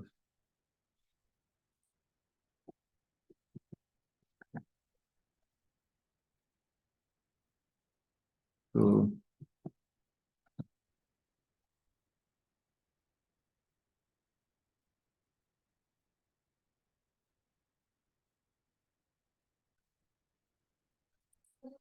देखिए, अलग अलग जो मनवंतर रहते हैं ना, 14 मनु आते हैं ना, तो वहां पे दिया है भागवतम के 8वें स्कंद में कि पहला जो मनवंतर अवतार है यामस, यामस नाम रहता है उनका, है ना। जो स्वयंभू मनु रहते हैं, पहले मनु, उनमें जो अवतार होता है वो है यामस। और जो दूसरे मनु है उनका नाम है स्वरोचिष, है ना। ये सब 8वें स्कंद में आएगा आपको। तो स्वरोचिष मनु हरे रहते कृष्ण हैं। प्रभु जी, आवाज नहीं आ रहा है। और बाकी भक्तों को आ रहा है? यस प्रभु। आवाज नहीं आ रहा है प्रभु जी। आपके इधर कुछ समस्या होगी प्रभु जी, बाकी भक्तों को आ रहा है। एक मिनट में उनको एक मैसेज दे दे। कनेक्ट केशव प्रभु।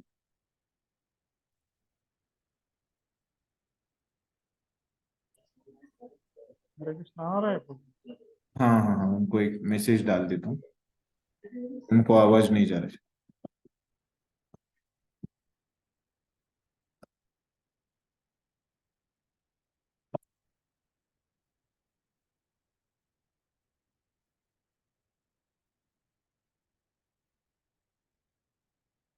तो, जो तीसरे अवतार है, वो तीसरे मनु है, उनका नाम रहता है उत्तम, है ना।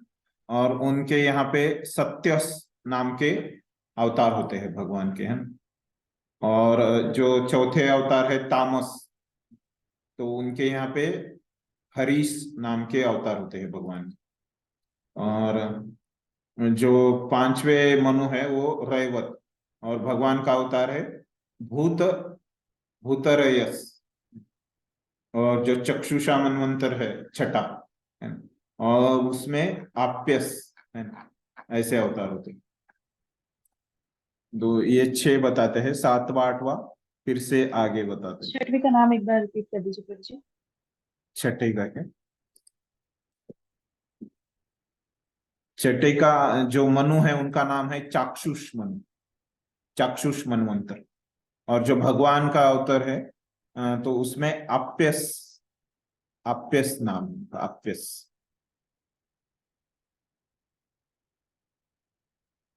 सॉरी सॉरी, मैंने गलती से दूसरा पढ़ लिया। यहाँ पे ये मैं शेयर ही करता हूँ, वो दिया है। मैं गलती से वो देवताओं का पढ़ लिया, थोड़ा इंग्लिश में है। तो देखिए यहाँ पे ऐसे है, 6 मनुओं का बताया गया है। तो ये जो है ये भगवान के अवतार यहाँ पे प्रभु जी है। ये आप ग्रुप पे शेयर कर दीजिएगा, हाँ, हम सभी के इसका, लिए बहुत अच्छा हो जाएगा। हरे कृष्ण। हाँ, सुरेंद्र प्रभु भेज, मैं ईमेल कर देता हूँ। और हरे किसी को कृष्ण कुछ प्रभु पूछना जी, है? तो मेरा ये था कि ये गोप्या कामाद वाला जो श्लोक है ये आप शेयर कर दीजिए। यस, वो अभी बता देता हूँ। 7:1:31 है ना, उसका नंबर। 7वें स्कंद का पहला अध्याय 31वां श्लोक, वो देख लीजिए आप, भागवतम। ठीक है।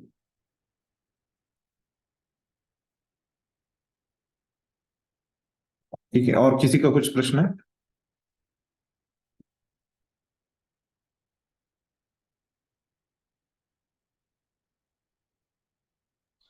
धन्यवाद प्रभु। हम्म।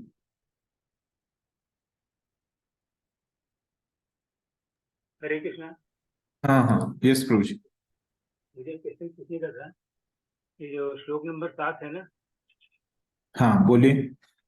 उसमें हिंदी में जो लिखा है कि हाँ, भगवान जो थे उनका अवतार अहिंसा के लिए, अहिंसा को रोकने के लिए किया गया था।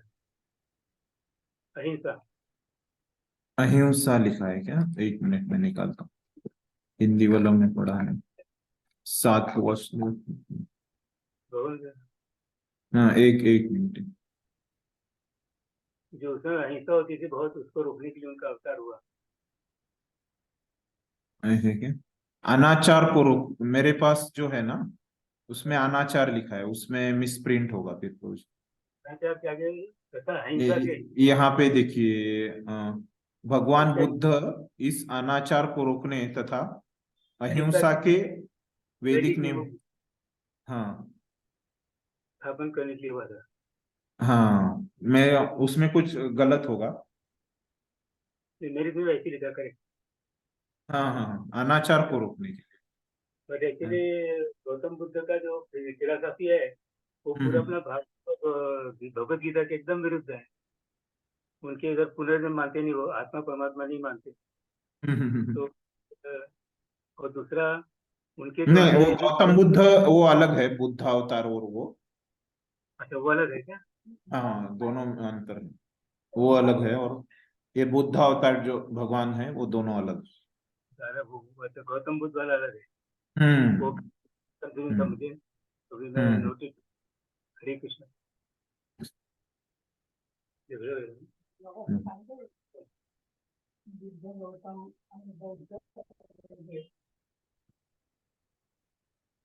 हाँ गोकुल प्रभु जी पूछिए, गोकुलेश प्रभु।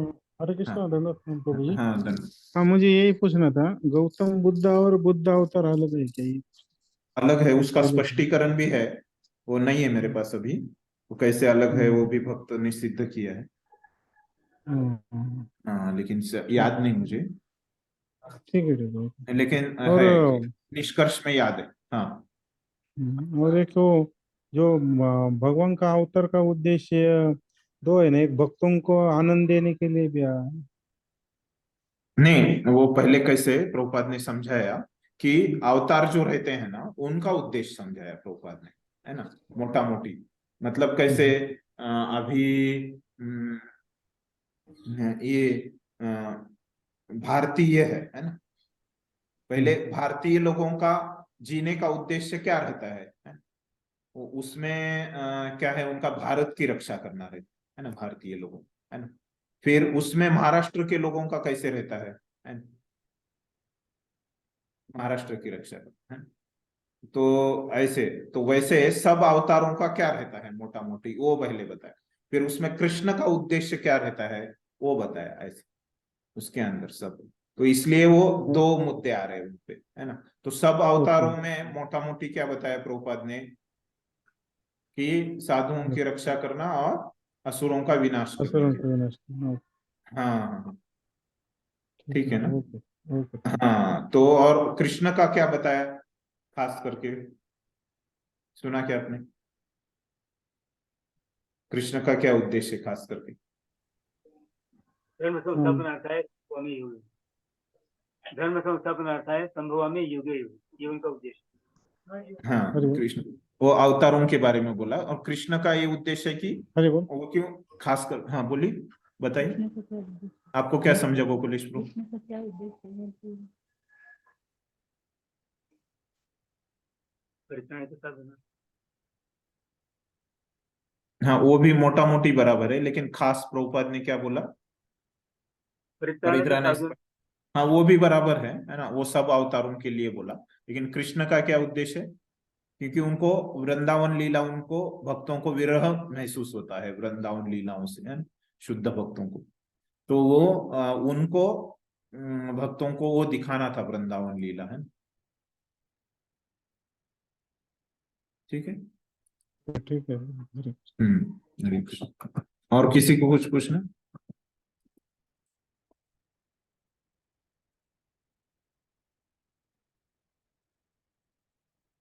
ठीक, धन्यवाद। अभी हम आगे बढ़ते हैं। तो हमारा कहाँ तक हो गया था?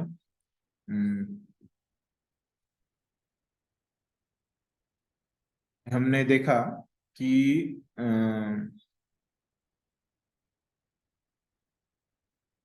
8वां श्लोक हमने देखा था, है ना?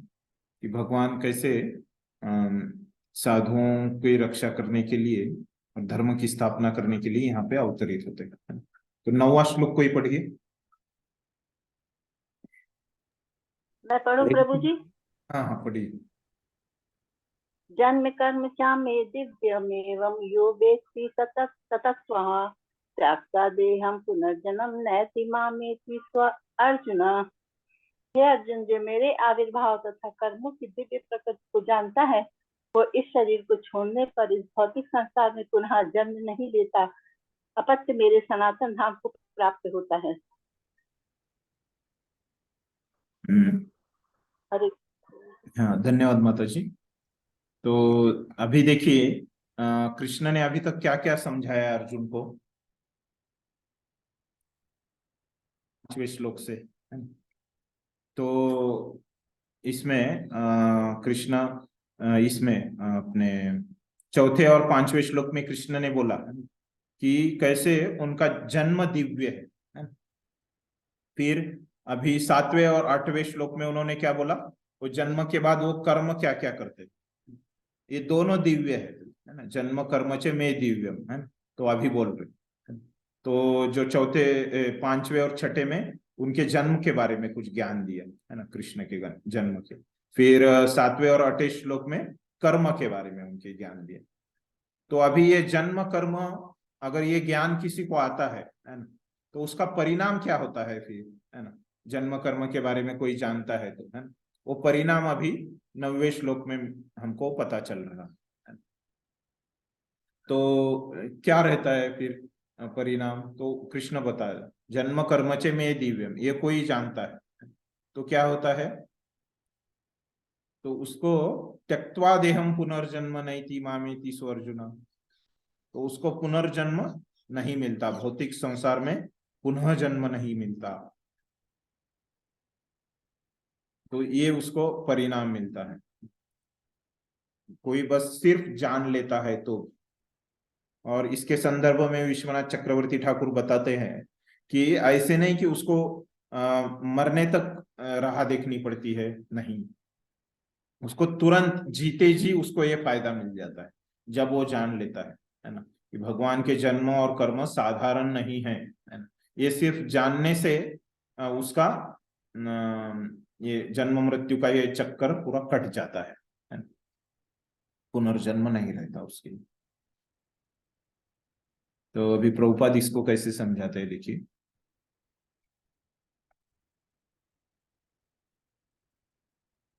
तो शुरू में प्रभुपाद बोलते हैं कि जो कुछ ये भगवान का आविर्भाव है ना, वो जानता है ना, कि दिव्य है, उनके कर्म दिव्य है ना? वो भौतिक बंधन से छूट गए और वो भगवान के धाम चला जाएगा। ये तो कृष्ण ने बताया अभी ये श्लोक में है, लेकिन ये भगवान के धाम जाना इतना आसान नहीं, प्रभुपाद बोलते इतना सरल नहीं। तो दो प्रकार के लोगों को मुक्ति मिलता है ना? तो दो मार्गों से वहां पे लोग जाते हैं, तो मतलब आध्यात्मिक स्तर पे जाते हैं, है ना? तो भगवान के धाम तो सिर्फ भक्ति से जाते हैं, है ना? तो मतलब प्रभुपाद को यहाँ पे बताना है कि मुक्ति कैसे प्राप्त होती है। दो मार्गों से प्रभुपाद बोलते हैं मुक्ति प्राप्ति होती है। मुक्ति सरल नहीं है, तो मुक्ति प्रभुपाद बोलते हैं कि दो मार्गों से प्राप्त हुई है। तो मुक्ति प्राप्त करने के दो मार्ग क्या है, एक भक्तों का मार्ग और दूसरा जो मार्ग है वो ज्ञानी और योगियों का मार्ग। दो मार्गों से मुक्ति होती है। तो अभी ये ज्ञानी और योगी, ये मायावादी है ना, और ये योगी, ये कैसे क्या क्या मेहनत करते हैं वो प्रभुपाद लिखते हैं मुक्ति के बाद। तो बोलते हैं कि उनका जो प्रयत्न रहता है वो बहुत कठिन परिश्रम करते हैं। तो आगे हम देखेंगे कि भगवत गीता के 12वें अध्याय में तो वो बोलते हैं कि क्लेशो अधिकतर तेषां अव्यक्ता सप्त चेतसा अव्यक्ता ही गतिर दुखम। तो ये जो उसमें बहुत क्लेश रहता है, ये निराकारवादियों के मार्ग में, है ना, उसका संदर्भ लेते हुए प्रभुपाद बोलते हैं कि ऐसे इनका जो प्रयत्न रहता है वो इतना आसान नहीं रहता, तो बहुत जन्म उनको घिसना पड़ता है, ये इनको मायावादी और योगियों, है ना, बहुत जन्म उनको मेहनत करना पड़ता है। और उनका इतना मेहनत करके भी क्या रहता है, उनको कहाँ तक वो जा सकते हैं, ब्रह्म ज्योति तक ही जा सकते हैं। और फिर भी क्या रहता है, वो ब्रह्म ज्योति में किसी को कार्य नहीं रहता, है ना। इतना मेहनत करके भी कभी कभी क्या होता है, जीवों को क्या रहता है, कार्य करने की इच्छा जो रहती है ना। जैसे हमने देखा कि एक आत्मा का, हम तीसरे अध्याय में देखा था कि आत्मा का गुणधर्म रहता है ना, कभी वो नहीं कश्चित क्षणम अपी, है ना, एक क्षण के लिए भी वो शांत बैठता नहीं आत्मा, है, हमेशा कुछ ना कुछ करते रहता है।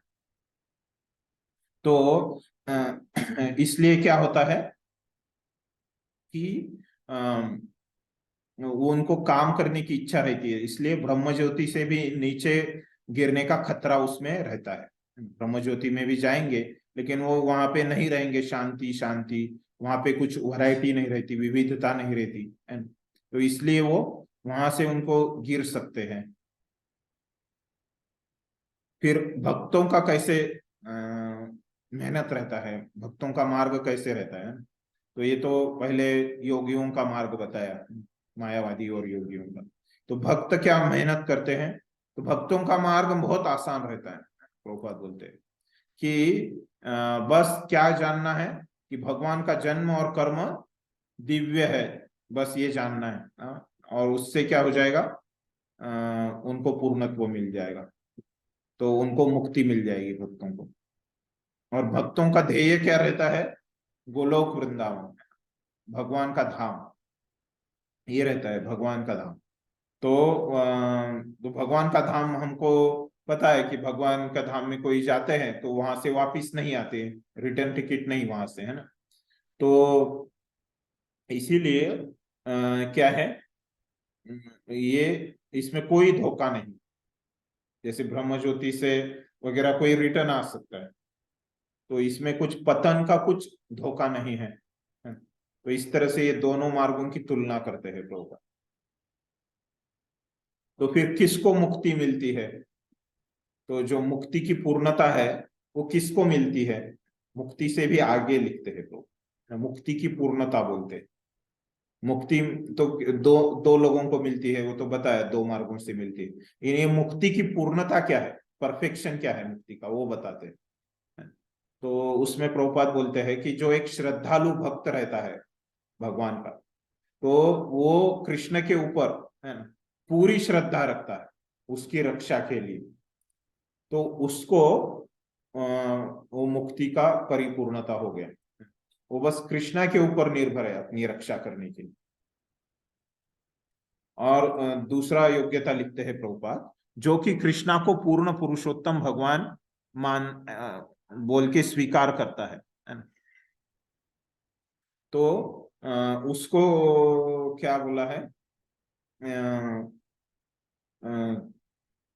उसको ये मुक्ति की पूर्णता मिल सकती है। तो भगवान को बहुत सारे विविध रूप है, तो अभी भगवान को पूर्ण पुरुषोत्तम भगवान बोल के स्वीकार करना मतलब क्या स्वीकार करना है ना, तो उसके बारे में प्रभुपाद लिखते हैं कि मतलब उसको स्वीकार करना है कि भगवान का जो ये पूर्ण पुरुषोत्तम रूप है, उसको लिए बोलते हैं कि भगवान के बहुत सारे अवतार है ना, विविध रूप है भगवान।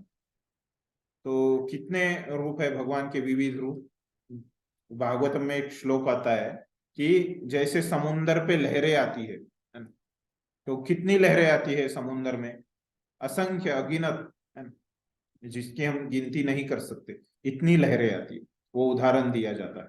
तो भगवान के ऐसे असंख्य अवतार, तो ये असंख्य अवतार और भगवान है ना, इनमें कोई भी अंतर नहीं है। तो इस पे जिसको श्रद्धा है, वो अवतार असंख्य भगवान के जो रूप है और भगवान, ये दोनों अभिन्न है ना, इनमें कोई अंतर नहीं है। तो ये समझना मतलब क्या है कि भगवान को पूर्ण पुरुषोत्तम बोल के स्वीकार करना। तो ये समझना बहुत मुश्किल है ना, दिमाग से हम नहीं समझ सकते है ना, कि कैसे ये जो असंख्य रूप है ना, सब एक ही है ना? तो हम ये समझ सकते हैं कि कैसे डबल रोल तक हम स्वीकार कर सकते हैं, जुड़वे है ना, लेकिन ये इतने असंख्य रोल हमने कभी सुना भी नहीं होगा है ना? लेकिन वो जो जुड़वे रहते हैं उनमें कुछ ना कुछ तो भेद रहता है। तो वैसे भगवान के जो असंख्य रूप है, इसमें दिखने में भेद है ना, लेकिन फिर भी इनको एक ही समझना है।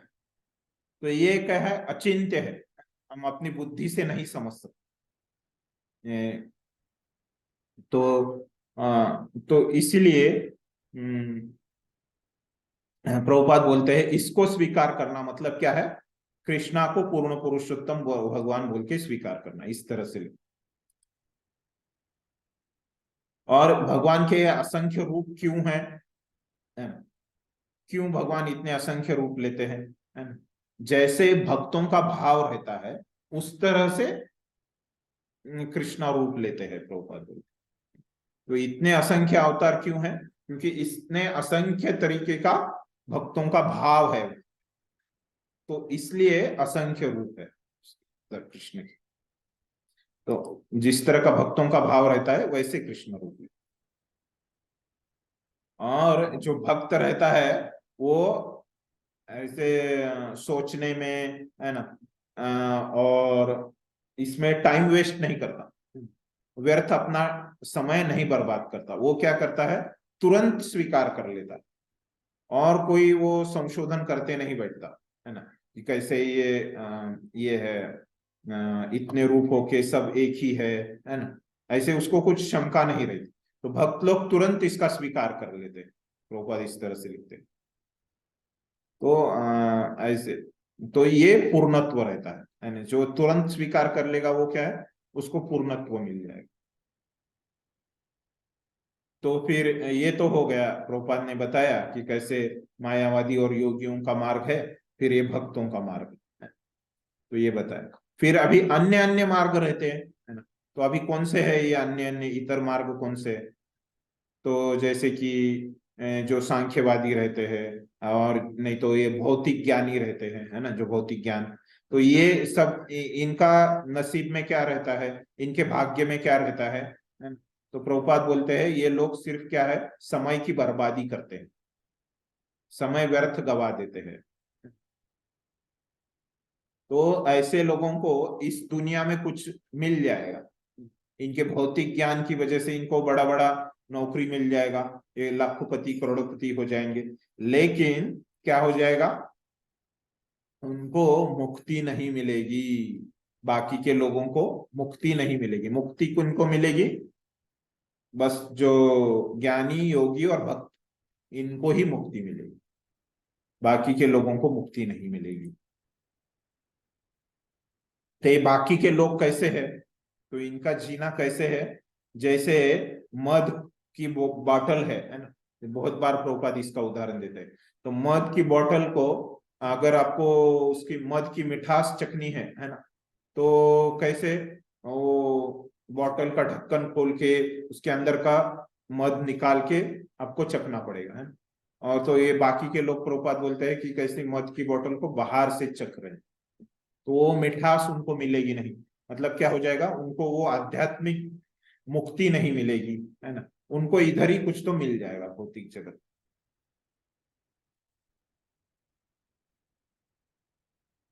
ठीक है। तो ऐसे जो भगवत गीता के नाना अर्थ लगा सकते हैं, है ना, तो इनके लिए क्या आशा है फिर, है ना, ये लोग ऐसे ही इधर रह जाएंगे भौतिक जगत में, क्या है इनको आशा क्या है? तो भगवान के भक्त है ना, एक दिन उनको देंगे भगवत गीता यथारूप, है ना, यही उनको आशा है ना। भगवान के भक्त उनको अपना समय देंगे, अपना कुछ बहुमूल्य उपदेश देंगे, है ना, इसके द्वारा ही इनका कुछ हो सकता है, ये जो लोग है। नहीं तो इनको पूरा, इनका जीवन व्यर्थ है, इनका भौतिक जगत में ही ये कुछ कर सकते हैं, नहीं तो ऐसे ही इनको बार बार जन्म मृत्यु के संसार में आना पड़ेगा।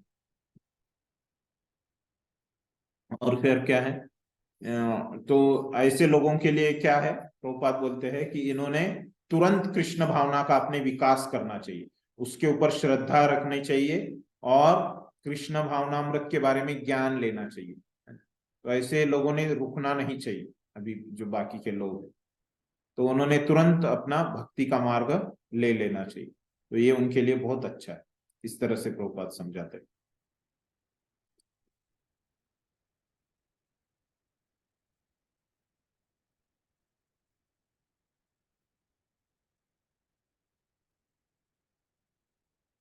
और किसी को समझ गए, किसी को कुछ पूछना है?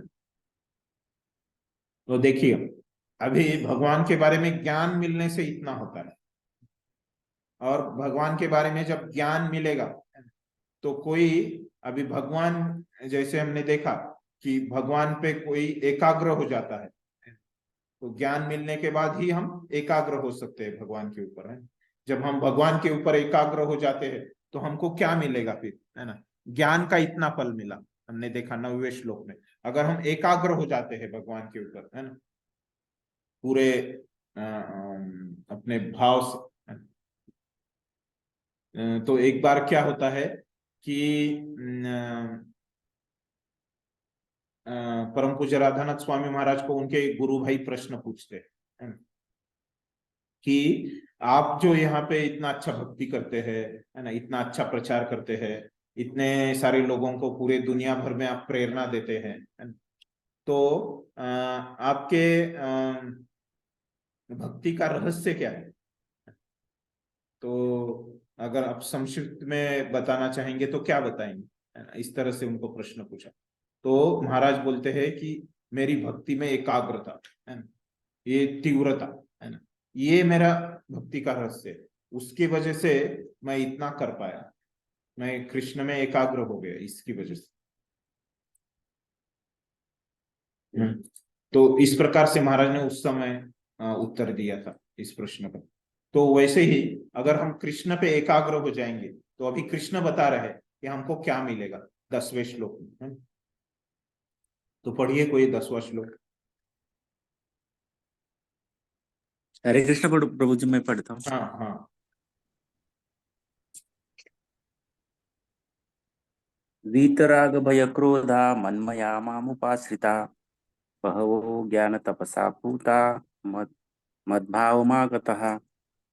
आसक्ति भय तथा क्रोध से मुक्त होकर मुझ में पूर्णतया तन्मय होकर और मेरी शरण में आकर बहुत से व्यक्ति भूतकाल में मेरे ज्ञान से पवित्र हो चुके हैं।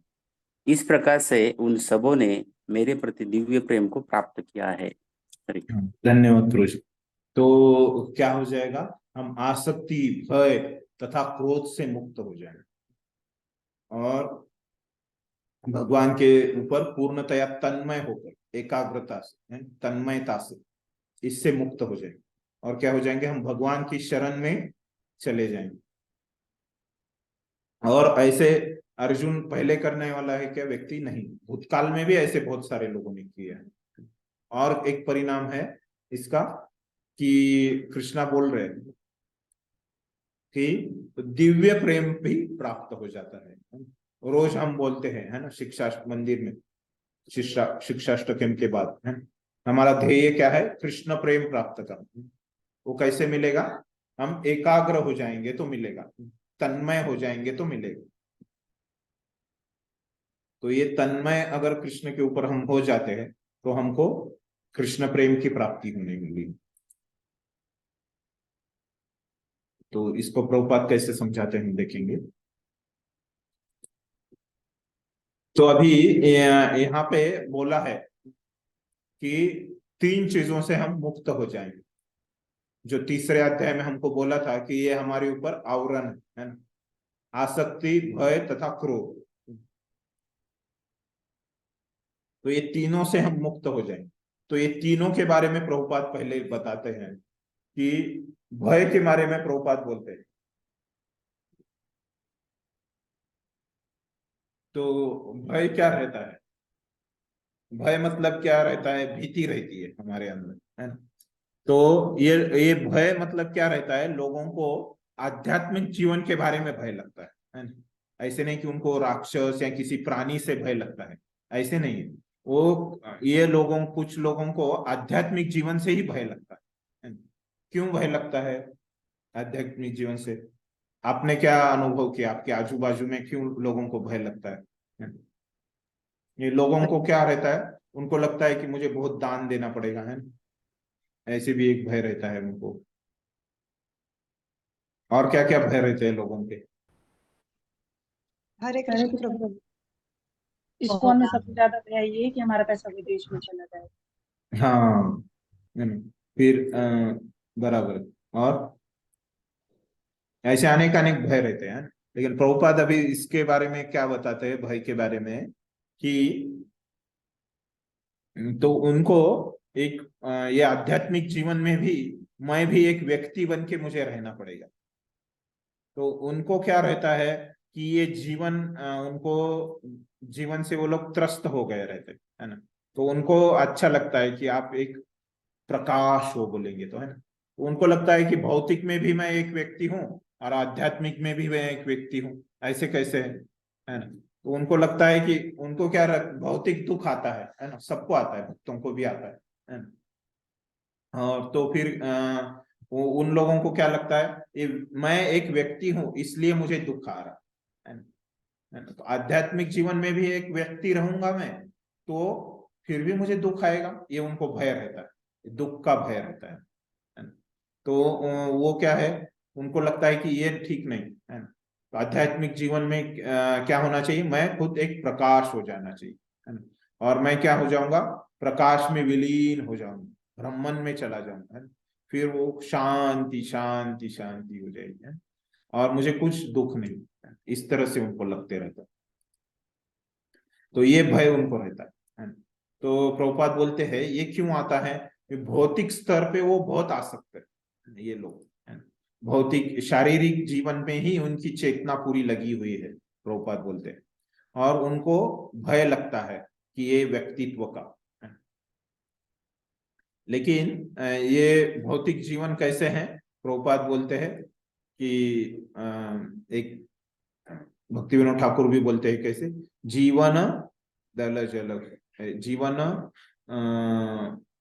जीवन मतलब एक जीवन जो है तो कमल के पत्ते पे कैसे बूंद रहता है ना, उसके तरह कमल दल जल, है ना। कमल के दल पत्ते पे जैसे बूंद रहता है, दल जल, है ना, एक पानी का बूंद रहता है, उसके तरह है ना, मतलब नश्वर है। तो वैसे ही ये जो ये क्या करते हैं, ये जो सागर में बुड़बुड़े आते हैं, तो ये बुड़बुड़े क्या होते हैं, सागर में विलीन हो जाते हैं। तो उनको ऐसे लगता है कि ये जो बूंद रहती है, एक बूंद, वो सागर में विलीन हो जाती है, नहीं तो उसका जो ये रहता है ना। प्रभुपाद ने हिंदी में क्या लिखा है उसको, बुलबुलों, है ना, जो बुलबुलें टूटती हैं तो क्या होती है, वो समुद्र में लीन हो जाती है।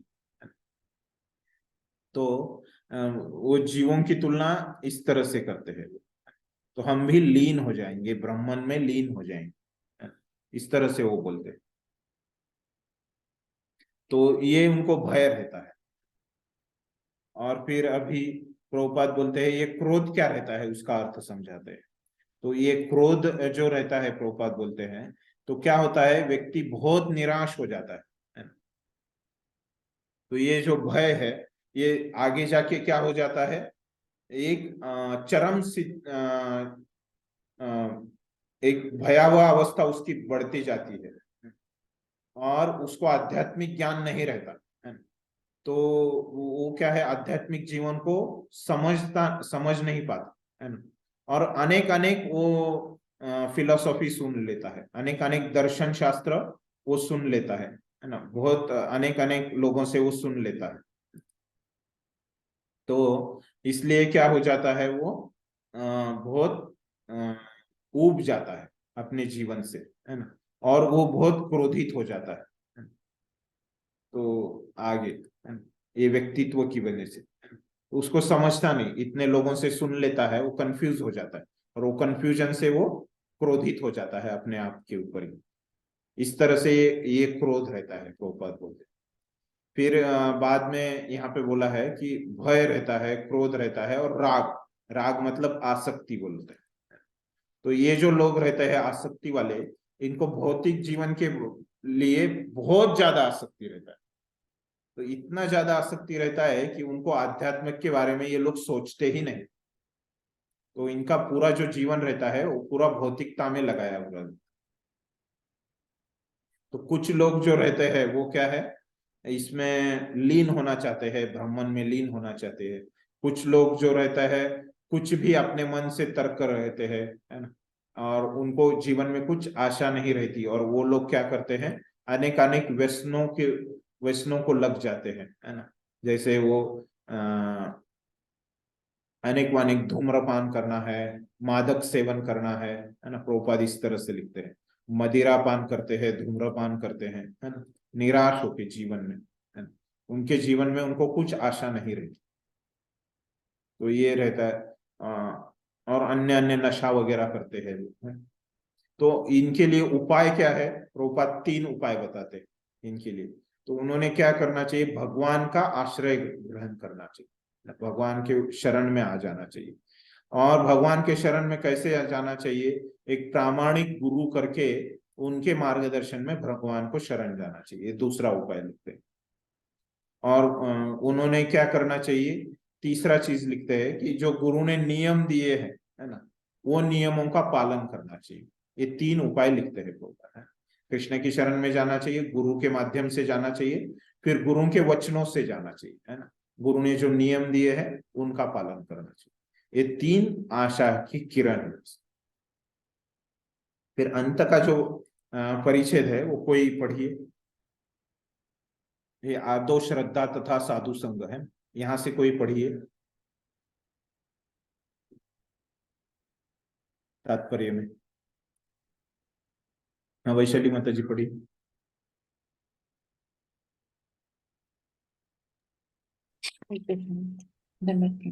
भक्ति रसामृत सिंधु 1.4.15-16 के अनुसार भक्ति का विज्ञान इस प्रकार है।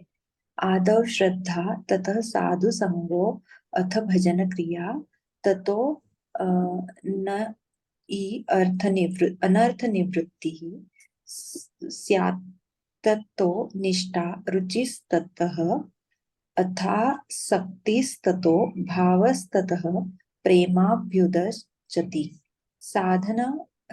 साधकानामयं प्रेम्णः प्रादुर्भावे भवेत्क्रमः।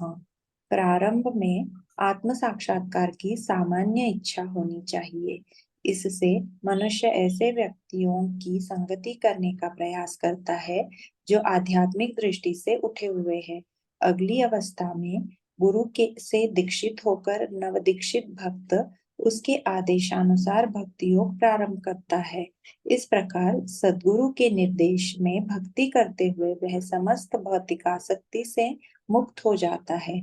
उसके आत्म साक्षात्कार में स्थिरता आती है और वह श्री भगवान कृष्ण के विषय में श्रवण करने के लिए रुचि विकसित करता है। इस रुचि से आगे चलकर कृष्ण भावनामृत में आसक्ति उत्पन्न होती है, जो भाव में अथवा भगवत प्रेम में के प्रथम सोपान में परिपक्व होती है। ईश्वर के प्रति प्रेम ही जीवन की सार्थकता है। प्रेम अवस्था में भक्त भगवान की दिव्य प्रेमा भक्ति में निरंतर लीन रहता है। अतः भक्ति की मंद विधि से प्रामाणिक गुरु के निर्देश में सर्वोच्च अवस्था प्राप्त की जा सकती है और समस्त भौतिक आसक्ति व्यक्तिगत आध्यात्मिक स्वरूप के भय तथा शून्यवाद से उत्पन्न हताशा से मुक्त हुआ जा सकता है। तभी मनुष्य को अंत में भगवान के धाम की प्राप्ति हो सकती है। हरे कृष्ण। धन्यवाद माता जी। तो प्रभुपाद ने अभी ये क्यों दिया है यहाँ पे? क्योंकि श्लोक में कृष्ण ने बोला है कि क्या होता है?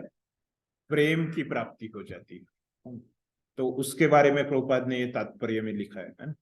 तो प्रभुपाद यहाँ पे बता रहे कि कैसे प्रेम की प्राप्ति होती है ना। तो प्रभुपाद ने पूरा समझाया है ना। शुरुआत कहाँ से होती है? आधो श्रद्धा, और कैसे आधो श्रद्धा से हमको ये प्रेम मिलता है। प्रभुपाद ने पूरा वहां पे विस्तार से वहां पे समझाया है ना। फिर बाद में अंत में ये समझाने के बाद प्रेम की अवस्था के बारे में कुछ लिखते हैं प्रभुपाद, है ना, क्योंकि कृष्ण यहाँ पे प्रेम के बारे में बोल रहे हैं ना। तो प्रेम अवस्था में क्या होता है? प्रभुपाद बोलते हैं भक्त भगवान की दिव्य प्रेमा भक्ति में निरंतर लीन रहता है। तो एक क्षण भी वो व्यर्थ नहीं गवाता, निरंतर लीन रहता है।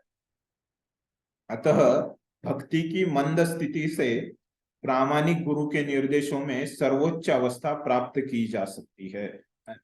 तो क्या है दूसरा? ये प्रेम में कैसे रहता है? मतलब हमको शुरुआत धीरे धीरे, भक्ति क्या है?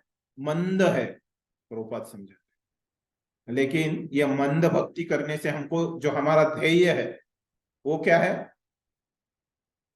भक्तिमंद है, लेकिन वो ध्येय जो है उसका बहुत परम सर्वोच्च अवस्था है, उसका ध्येय है ना। प्रेम जो है वो क्या है, सर्वोच्च अवस्था। और सब इसमें से चला जाता है, अपना आसक्ति, भय, है ना, तथा क्रोध, सब ये भक्ति करने से अपना सब चला जाता है। तभी मनुष्य को अंत में भगवान के, ये प्रेम हमको प्राप्त होगा, तभी हमको क्या प्राप्त होगा, भगवान के धाम की प्राप्ति होगी। बिना प्रेम के हमको भगवान का धाम मिलने नहीं वाला।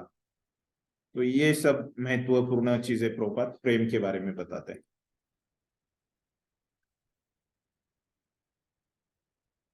तो देखिए अभी हमको पता चला कि कैसे ये मुक्ति के ऊपर एक स्तर है ना, वो क्या है, भगवान के प्रेम का। और वो क्या है, पूता मद भाव आगता। तो जब तक हम ये भक्ति करने से शुद्ध नहीं हो जाते, कृष्ण के बारे में ज्ञान प्राप्त करके शुद्ध नहीं हो जाते, है ना, तब तक हम भगवान में तन्मयता, एकाग्रता नहीं प्राप्त करें। तो शुरुआत हमको कहाँ से शुरू करनी पड़ेगी, कृष्ण के बारे में सुनने से। तो इसलिए बोला जाता है कि शुरुआत कहाँ से होती है, सुनने से होती है ना। तो हमको सुनने में बहुत एक्सपर्ट रहना चाहिए, है ना। और हमको एक ये भी रहना चाहिए, उत्साह भी रहना चाहिए सुनने में, है ना, एक रुचि रहना चाहिए, है ना, बहुत अच्छा लगना चाहिए भगवान के बारे में जो दिव्य ज्ञान है वो सुनना है। तो अभी जो यहाँ पे दिव्य ज्ञान बता रहे हैं, है ना, वो क्या है, भगवान के बारे में है ना। और दूसरे अध्याय में भी हमने ज्ञान सुना था, है ना, वो क्या है, हम शरीर नहीं, हम आत्मा है, हमने सुना, है ना। 20 श्लोक सुने दूसरे अध्याय में। तो उससे ये क्या है, ऊपर वाला ज्ञान, भगवान के बारे में ज्ञान, वो भी ज्ञान। लेकिन ये ज्ञान क्या है, भगवान के बारे में ज्ञान। तो हम क्या है, आत्मा है ना, और शरीर नहीं है। तो ये सुन के भी हमें थोड़ी शुद्धता आ गई, क्योंकि हम अभी आत्मा के बारे में, आत्मा के भले के बारे में हम सोच रहे हैं। और अभी विश्वनाथ चक्रवर्ती ठाकुर बोल रहे हैं, है ना। तो अभी यहाँ पे जो बोला है ना कि वीत राग भय, है, तो ये जो बुद्धिमान मनुष्य है, तो जो वो सब इससे जो मुक्त भगवान के बारे में जानने से शुद्ध हो जाता है ना, वीतराग भय। तो उसमें वो बोलते हैं कि ऐसा जो शुद्ध व्यक्ति रहता है ना, और जो प्रजल्प करते हैं लोग, है ना, व्यर्थ मतलब प्रजल्प मतलब क्या, कृष्ण को छोड़ के अन्य अन्य विषयों में जो लोग चर्चा करते हैं, है ना, तो ऐसे चर्चा में वो व्यक्ति सहभागी नहीं। जो कृष्ण के बारे में चर्चा है, कृष्ण की सेवा के बारे में चर्चा है, उसी में वो सहभागी हो। तो अन्य अन्य वो प्रजल्प या इतर चीजों में सहभागी नहीं होता। तो बहुत महत्वपूर्ण गुण है ना। हमारा बहुत समय चला जाता है इधर कृष्ण के अन्यत्र। हमारा जिम्मेदारी है, हमको कुछ जरूरत है तो ठीक है, लेकिन हम बिना मतलब के बहुत इधर उधर इससे उससे बहुत बातें करने में व्यर्थ समय गवा देते। तो जब हमारी शुद्धि होगी तो ऐसे नहीं करना चाहिए, ऐसे नहीं करेगा वो व्यक्ति। तो अभी तक किसी को कुछ प्रश्न है इसके संदर्भ में, किसी को कुछ समझाने ऐसे कोई है?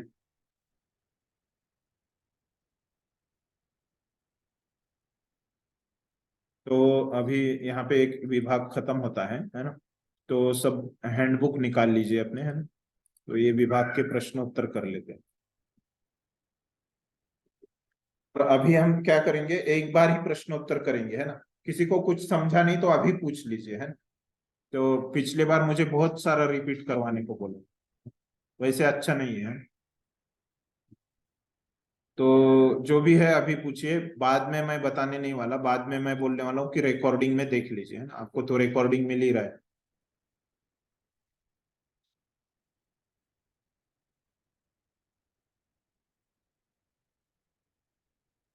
पढ़िए प्रश्न कौन सा है, चौथे अध्याय के पहले 10 श्लोकों का। हरे कृष्ण प्रभु जी। Question number 43।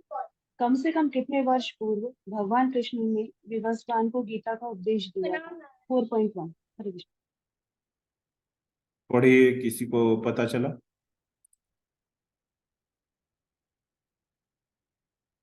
बाद ने वहां पे दिया है। प्रभु जी हाँ 4 लाख पूर्व।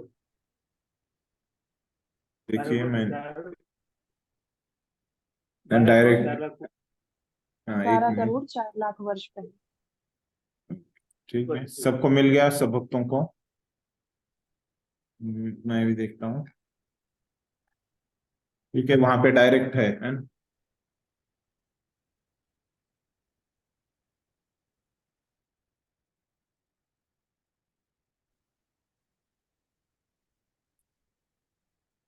तो ये हम मोटा मोटी मनु के मोटा अनुमान यह है कि गीता कम से कम 12 करोड़ 4 लाख वर्ष पहले कही गई है।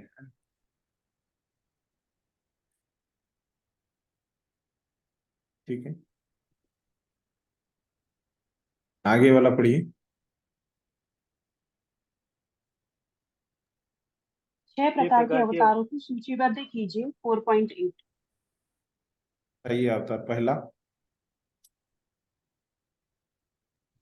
पुरुष अवतार। दूसरा दूसरा। नौ अवतार। गुण अवतार। हाँ तीसरा। तीसरा लीला अवतार। हम्म चौथा सत्यावेश अवतार। पांचवा मनवंतर अवतार।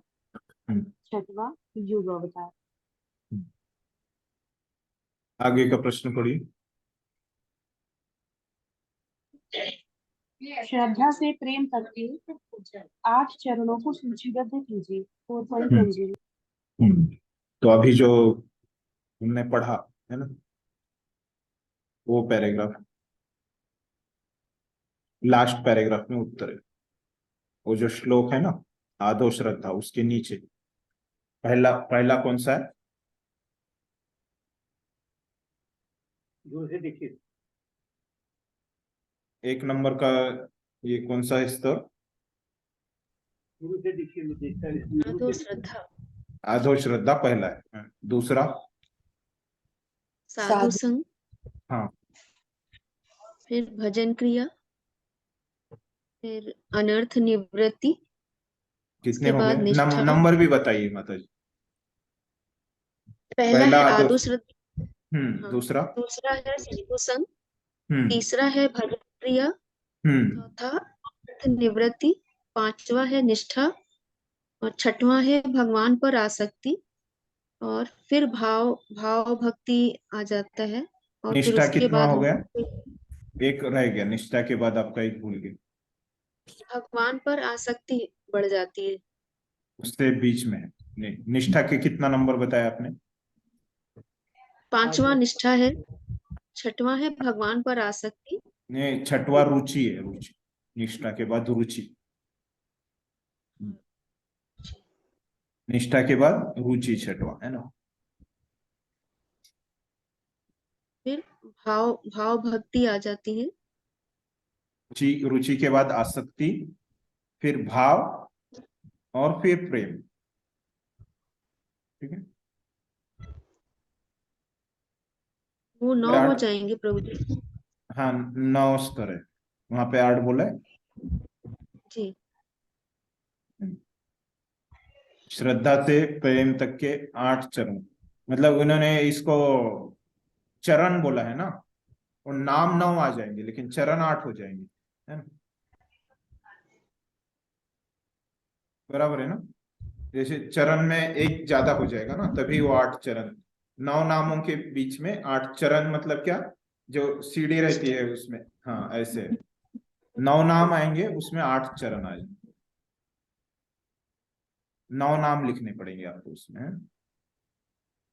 सबको समझ गया? ये थोड़ा अलग है, हाँ मुश्किल है। वहां पे 8 बोला है, लेकिन 8 किसके लिए बोला है? वो चरणों के लिए बोला है, तो उसमें 9 नाम आ जाएंगे।